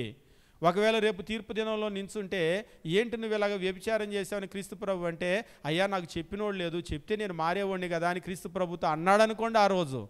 అప్పుడు ఆయన కాదు గిల్టీ పార్టీ, నువ్వు గిల్టీ పార్టీ అవుతావు. అంతే కదా. అంటే కొంతమంది నిజంగానే కొంతమందికి తెలియక తప్పు చేస్తారు. తెలిసి ఎప్పుడైతే దేవుని వాక్యం ఇట్లా చేయకూడదు అనేది అర్థమవుతుందో నిజంగా వాళ్ళు దిద్దుకోవటానికి ముందుకు వస్తారు. కాబట్టి మన పని ఏమిటి అంటే, ఇదిగో దేవుని వాక్యంలో ఇది ఉంది అనేటువంటిది నువ్వు చెప్పాల్సిన బాధ్యత నీ మీద ఉంది. ఇక చెప్పిన తర్వాత వాళ్ళు వింటారా వినకపోతారా అది వాళ్ళకి దేవునికి సంబంధించింది, వాళ్ళు చూసుకుంటారు. చెప్పటం అయితే నీ బాధ్యత. నిజంగా దేవుని వాక్యం అనేటువంటిది ఇప్పుడు మీకు అర్థమై ఉంటుంది. ఉన్నది ఉన్నట్లుగా గనక చెప్పుకుంటూ వెళ్తే, మారటానికి గనక సిద్ధపడి ముందుకొస్తే ఎలాంటి వ్యక్తి అయినా సరే క్రీస్తు యొక్క రూపం వాళ్ళకి ఏర్పడుతుంది. అయితే ఉన్నది ఉన్నట్లుగా చెప్తూ వెళ్తూ ఉంటే, దేవుని వాక్యం అనేటువంటిది నిజంగా మనము చదవటం వల్ల నాకేమిటి ప్రయోజనము అంటే, మీరు ఎలాంటి వ్యక్తిగా అయినా ఉండండి, దేవుని వాక్యం మిమ్మల్ని ఖచ్చితంగా క్రీస్తు సారూప్యంలోనికి తీసుకొని వస్తుంది. ఖచ్చితంగా ఒక రోజుకి మీరు దేవుని వాక్యాన్ని చదువుతూ చదువుతూ చదువుతూ చదువుతూ మీరు నమ్మినా నమ్మకపోయినా, డాక్టర్ 30 రోజులకి మందు రాశాడు, రోజుకు ఒక మందు బిళ్ళ మింగుతూ ఉన్నారనుకోండి, మీకు తెలియకుండానే మీ శరీరంలోకి వెళ్ళి అది చేయాల్సిన పని చేసేస్తాం. మీరు చేయాల్సింది ఒకటే, రోజుకు ఒక మందు బిళ్ళ వేసుకుంటూ ఉండాలి. మీకు తెలియకుండానే మీకు వెళ్ళిపోయి 30 రోజుల తర్వాత మీ శరీరంలో ఎక్కడెక్కడికో వెళ్ళి పనిచేసేస్తూ ఉంటుంది. అది మీరు చేయాల్సిందల్లా ఏమిటి అంటే, ఈ వాక్యాన్ని ఊరికి ఇంట్లో పెట్టుకోకుండా ప్రతిరోజు కూడా కొంత వాక్యం అనేటువంటిది మీరు లోపలికి తీసుకుంటూ ఉండండి. అలా గనక మీరు తీసుకున్నట్లయితే మీకు తెలియకుండానే కొంతకాలానికి మీరు చాలా మారిపోతారు. ఎంత మారుతారంటే, ఒక్కొక్కసారి మనకు అర్థం కాదు కానీ మనకు మారిన సంగతి, మనం మందు వాడేటప్పుడు కూడా ఒక్కోసారి మీరు చూడండి, మందు మనం వేసుకుంటూ ఉన్నప్పుడు రోజు రోజుకి కొంత మార్పు అనేటువంటిది మనకు వస్తూ ఉంటుంది. ఆ మార్పు వచ్చేటప్పుడు రోజుకి మార్పు వస్తుంది కదా, తర్వాత చివరికి వచ్చేసరికి మనకు అర్థం కాదు. ఒకేసారి మారిపోతే అర్థమవుతుంది కానీ కొద్ది కొద్దిగా మారేటప్పటికి మనకు అది అర్థం కాదు. అలాగనే దేవుని వాక్యం కూడా మనము రోజు చదువుతూ రోజు నేర్చుకుంటూ ఉన్నప్పుడు మనలో వచ్చే మార్పు మనకు అర్థం కాదు. కానీ మన ఎదుటి వాళ్ళు చెప్తూ ఉంటారు, ఈ మధ్య చాలా మారిపోయావు, నీ మాట మారిపోయింది, నీ విధానం మారిపోయింది, ఈ మధ్య చాలా మార్పు వచ్చింది వాళ్ళలో అని చెప్పేసి అంటూ ఉంటారు. ఎలా వచ్చింది ఈ మార్పు అని చెప్పేసి అంటే, ఈ మార్పు కారణం ఏమిటి అంటే, దేవుని యొక్క వాక్యం వలన ఈ మార్పు అనేటువంటిది వస్తుంది. తిమోతికి రాసినటువంటి 2వ పత్రిక 3వ అధ్యాయం 16-17 వచనాలు మనం గమనించేటప్పుడు ఈ విషయాన్ని చెప్తూ, దైవజనుడు సన్నద్ధుడై ప్రతి సత్కార్యమునకు పూర్ణముగా సిద్ధపడి ఉండనట్లు. దైవజనుడు అంటే కొంతమంది సేవకులకు మాత్రమేనేమో అని అనుకుంటారు. సేవకులకు మాత్రమే కాదు, సిద్ధపడి ఉండనట్లు దైవావేశం వలన కలిగిన ప్రతి లేఖనము ఉపదేశించుటకు, ఖండించుటకు, తప్పుదిద్దుటకు, నీతి యందు శిక్ష చేయుటకు ప్రయోజనకరమై ఉన్నది అని చెప్పేసి అంటున్నాడు. కాబట్టి దేవుని వాక్యం అనేటువంటిది నన్ను ఏం చేస్తుంది అని చెప్పేసి అంటే, దేవుని వాక్యం అనేటువంటిది దేవుని చిత్తాన్ని నువ్వు గ్రహించేటట్లుగా చేస్తుంది. అంటే నువ్వేం చేయొచ్చు, నువ్వేం చేయకూడదు, ఏది తప్పు ఏది ఒప్పు, ఈ విషయాలన్నీ కూడా చెప్తుంది. నిజంగా తప్పు ఒప్పులు మనం నిర్ణయించుకోవటం కాదు. ఒకసారి మన పాటికి మనం ఎలాగా మనము తీర్పు తీర్చుకుంటామంటే, ఏం పర్లేదు, ఆడితో అట్లనే మాట్లాడాలి, వాళ్ళతో అలాగనే మాట్లాడాలి, వాళ్ళకి అలాగనే సమాధానం చెప్పాలి అని మనం అనుకుంటూ ఉంటాం. వీళ్ళతో ఇట్లనే ప్రవర్తించాలి అని మనం అనుకుంటూ ఉంటాం. కానీ తప్పు ఒప్పు అనేటువంటిది దేవుని వాక్యం చెప్పాలి, ఏది తప్పు ఏది ఒప్పు అనేటువంటిది. మనం ఎలా మాట్లాడితే సరి, మనం ఎలా ప్రవర్తిస్తే సరిగా ఉంటుంది, ఎలా ఆలోచన చేస్తే సరిగా ఉంటుంది, దీన్నంతా కూడా నిర్ణయించాల్సింది దేవుని వాక్యం. కాబట్టి దేవుని వాక్యాన్ని నువ్వు ఎప్పుడైతే చదువుతావో దేవుని చిత్తం ఏమిటో తెలుసుకోగలుగుతావు. ఏది తప్పు ఏది ఒప్పు, ఎక్కడ సరిచేయాలి అనేటువంటిది తెలుసుకోగలుగుతాం. ఇంకా చెప్పాలి అంటే, మీకు ఎప్పుడు కూడా వస్తువులు తయారు చేసేటప్పుడు ఏం చేస్తారంటే, ముందుగా ఒక మాస్టర్ పీస్ పెట్టుకుంటారు. మాస్టర్ పీస్ పెట్టుకొని దాని ప్రకారం తర్వాత వస్తువులన్నీ తయారు చేస్తూ ఉంటారు. మీరు ఎప్పుడైనా సరే రాడ్ బెండింగ్ చేసేటప్పుడు కూడా చూడండి, ఫస్ట్ ఒకటి షేప్ చేసుకొని ఉంచుకొని తర్వాత ఇవన్నీ దాని మీద పెట్టుకొని చూసుకుంటూ ఉంటారు. వస్తువులు కూడా తయారు చేసేటప్పుడు మీరు ఏం చేస్తారంటే ఫస్ట్ ఒక వస్తువు చేసుకొని పర్ఫెక్ట్గా ఒక వస్తువు చేసి ఇక ఆ తర్వాత ఆ వస్తువు మీద పెట్టి పోలుస్తూ ఉంటారు. కరెక్ట్గా ఉండాలి, మ్యాచ్ అవ్వాలన్నమాట. ఇక నేనేం చెప్తున్నానంటే మొదట దేవుడు క్రీస్తుని చేశాడు. ఇప్పుడు మనమందరం కూడా ఆ క్రీస్తు దగ్గర పెట్టి మనల్ని మ్యాచ్ చేసుకోవాలన్నమాట, పోల్చుకోవాలి. పోల్చుకొని కరెక్ట్గా ఆయన షేప్ ఎట్లా ఉందో ఆ షేప్లో మనం ఇమిడిపోవాలి. అలా మనమందరము కూడా సరి అవ్వవలసినటువంటి బాధ్యత మన మీద ఉంది. ఇది ఎట్లా సాధ్యపడుతుంది అంటే ఒకవేళ నీకు చాలా కష్టమని అనిపించచ్చేమో, కానీ చాలా సింపుల్. అది ఏమిటి అంటే డాక్టర్ అంటూ ఉంటాడు, ఏం లేదు నేను చెప్పిన మందులు నువ్వు మింగు, నేను చెప్పినట్లుగా మందులు వాడు నీకు తగ్గిపోతుందని అంటాడు. మనం చేయాల్సింది ఏమి లేదు, మనం ఆయనకులాగే వెళ్ళి ఎంబీబీఎస్ చదువుకొని రావాల్సిన అవసరం లేదు. మనకి జబ్బు తగ్గాలంటే మనం చేయాల్సింది ఏంటంటే ఆయన చెప్పింది ఏదైతే ఉంటుందో అది చేస్తే సరిపోతుంది. అలాగనే క్రీస్తు యొక్క సారూప్యం మనలో ఏర్పడటానికి, మనము క్రీస్తు సారూప్యంలో ఎదగటానికి, మనము దేవుని వాక్యాన్ని రోజు గనక మనం చదువుతూ దాని ప్రకారం మనల్ని మనం సరి చేసుకుంటూ గనక ముందుకు వెళ్ళినట్లయితే ఖచ్చితంగా మనం క్రీస్తు యొక్క సారూప్యంలో విడిపోతాం. మీరు బైబిల్లో గమనించండి, వాస్తవంగా అపోస్తులైనటువంటి పౌలు ఒక మాట చెప్తూ ఉంటాడు, నేను క్రీస్తుని పోలి నడుచుకొనుచున్నట్లుగా మీరు నన్ను పోలి నడుచుకొనుడి అన్నటువంటి ఈ అపోస్తులైన పౌలు నరహంతకుడు. తెలుసు కదా, అపోస్తుల కార్యములు 7వ అధ్యాయంలో కనుక మీరు చూసినట్లయితే స్టెఫన్ని చంపినప్పుడు ఈ వాజ్ మర్డరర్, నరహంతకుడు. ఆయన నరహంతకుడైనటువంటి ఒక వ్యక్తి. ఇంకా చెప్పాలంటే నేను మునుపు హింసకుడును, ముందు నేను దూషకుడును అని చెప్పేసి అంటూ ఉంటాడు. ఇంకా చెప్పాలి అంటే పాపుల్లో ప్రధానమైనటువంటి పాపిని నేను అంటాడు. అంటే పాపుల్లో ప్రధానం అంటే ఇవాళ మాట కనుక చెప్పినట్లయితే పనికిమాలినోడిని, నేను పనికిమాలినోడిని అంటూ ఉంటారు కదా కొందరు. ప్రధానమైనటువంటి పాపిని, మునుపు నేను హింసకుడును దూషకుడును అని చెప్పేసి అంటాడు. అలాంటి ఆయన నేను క్రీస్తుని పోలి నడుచుకొనుచున్నట్లుగా అన్న మాట మీకు ఎప్పుడు ఆశ్చర్యం కలగలేదా? వాస్తవంగా అపోస్తులైనటువంటి పౌలు మనము వాక్యంలో చదువుకున్నట్లు కాదు, మునుపు జీవితాన్ని కనుక మీరు స్టడీ చేస్తే ఒక రకంగా అపోస్తులైనటువంటి పౌలు జీవితం భయపెడుతుంది మనల్ని. అంత హింసకుడు ఆయనే అంటూ ఉంటాడు, హింసకుడు. ఒక విషయం మీరు గమనించండి, అపోస్తుల కార్యగ్రంథము మీరు చదివేటప్పుడు సంఘాన్ని ఎట్లా హింసించాడు అనేటువంటి విషయాన్ని ఆయన చెప్తూ ఉంటాడు. చెప్పేటప్పుడు అపోస్తుల కార్యగ్రంథం కనుక మీరు చూసినట్లయితే అపోస్తుల కార్యగ్రంథంలో 8వ అధ్యాయము 1వ వచనంలో, ఆ కాలమందు యెరూషలేములోని సంఘానికి గొప్ప హింస కలిగినందున అపోస్తులు తప్ప అందరూ యూదయ సమరయ దేశముల యందు చెదిరిపోయిరి. దీనికి కారణం ఎవరు? అపోస్తులు తప్ప అందరూ. మీరు గమనించారు కదా, మీకు అపోస్తుల కార్యాలు 2వ అధ్యాయం మీరు గమనించినప్పుడు 3,000 మంది బాప్తిసం పొందారు. తర్వాత కొన్ని వేల మంది బాప్తిసం పొందారు. ఈ వేల మందిని చెదరగొట్టినటువంటి క్రెడిట్ ఎవరిది అంటే సౌలు. మామూలు మనిషి కాదు ఆయన. కింద 3వ వచనంలో చెప్తూ ఉంటాడు ఎలాగైనా చెదరగొట్టాడనేటువంటిది. సౌలైతే ఇంటింటా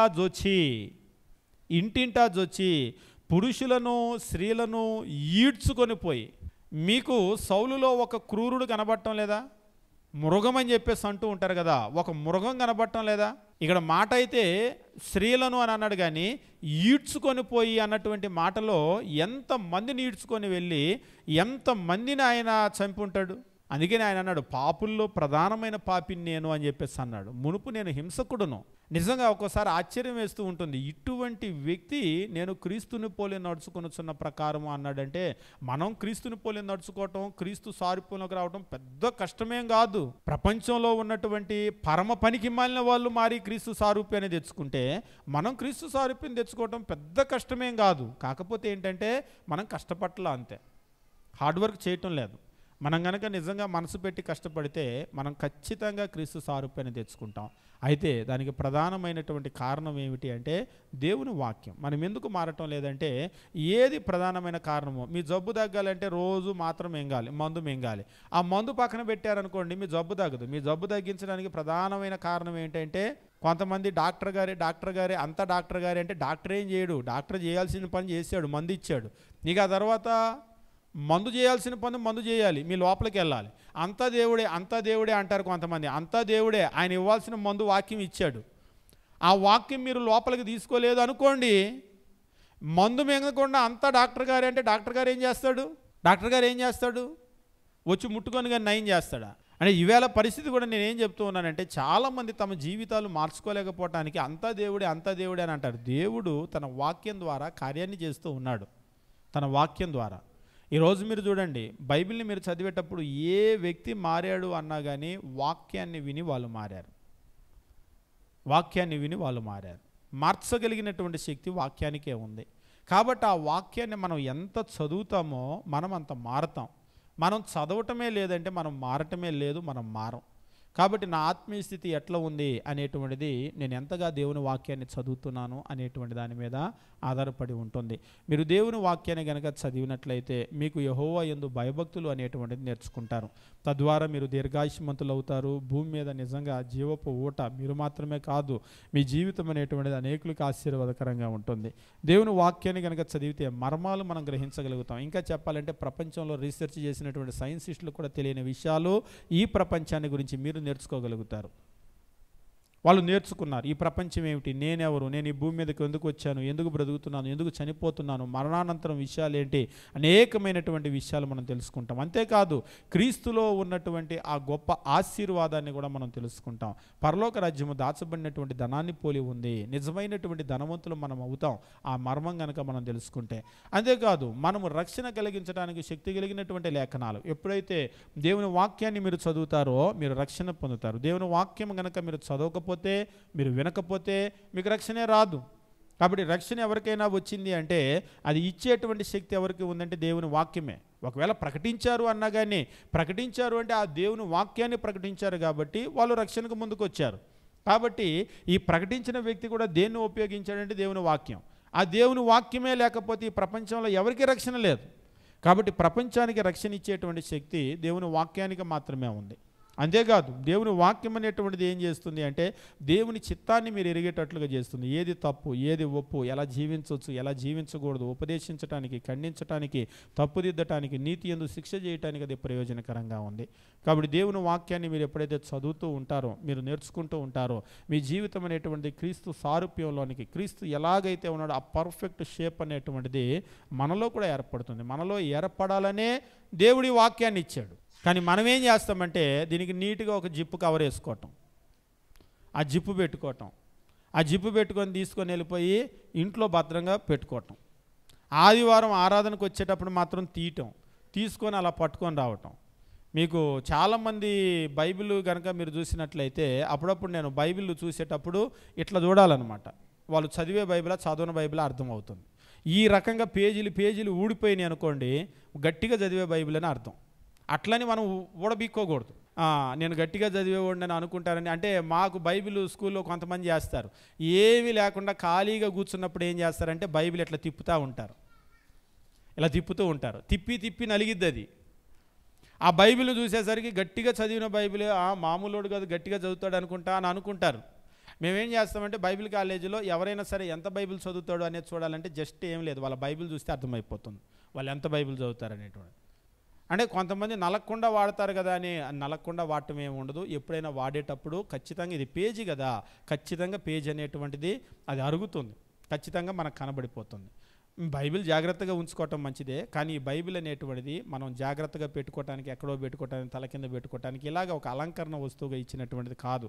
ఈవేళ బైబిల్ అనేటువంటిది జస్ట్ ఒక అలంకరణ. ఫోటో అనగానే ఇట్లా పట్టుకోవటం, ప్రార్థన అనగానే ఇలా పట్టుకొని రావటం. ఇందులో కనీసం ఎన్ని పుస్తకాలు ఉన్నాయో కూడా తెలియనటువంటి పరిస్థితిలో క్రైస్తవులు ఉంటారు. ఇక ఇందులో ఉన్నటువంటి పుస్తకాల్లో ఏ పుస్తకాన్ని పొరపాటును చదవరు, చదివి అధ్యయనం చేసి నేర్చుకునే పరిస్థితి ఉండదు. కానీ దేవుని వాక్యాన్ని మనం బాగా నేర్చుకోవాలి. దేవుని చిత్తం అయితే రాబోయేటువంటి రోజుల్లో దేవుని వాక్యాన్ని బాగా చదవటానికి ఏమైనా కొన్ని సూత్రాలు ఏమైనా ఉంటే చెప్పండి అని కొందరు అడుగుతూ ఉంటారు. మాకు చదవాలన్న ఆసక్తి ఉంది, మేము బాగా చదవటానికి మాకేమన్నా కొన్ని సూత్రాలు ఉన్నాయా అని చెప్పేసి అడుగుతూ ఉంటారు. మంచిదే, ఎందుకంటే ఒక గుడ్ రీడింగ్ అనేటువంటిది ఎప్పుడు కూడా మనం డెవలప్ చేసుకోవాలి. బాగా మనం దేవుని వాక్యాన్ని చదవటానికి ఉన్నటువంటి సూత్రాలను దేవుని చిత్తమైతే రాబోయేటువంటి రోజుల్లో మనం చూద్దాం. దేవుని వాక్యాన్ని బాగా చదువుదాం, దేవుని వాక్యాన్ని మనం నేర్చుకుని మనం దీవించబడదాం. అదే రీతిగా మన సమాజాలు కూడా దీవించబడటానికి ఒక ఆశీర్వాదంగా మనం కూడా మారదాం. అలాగనే మనము మన కుటుంబాలు, సంఘాలు దీవించబడటానికి దేవుని వాక్యం చదవటం అనేది చాలా ప్రాముఖ్యమైన విషయం. దాన్ని ఎప్పుడు కూడా నిర్లక్ష్యం చేయొద్దు. దేవుడు మిమ్మల్ని, మీ కుటుంబాలను దీవించునుగాక.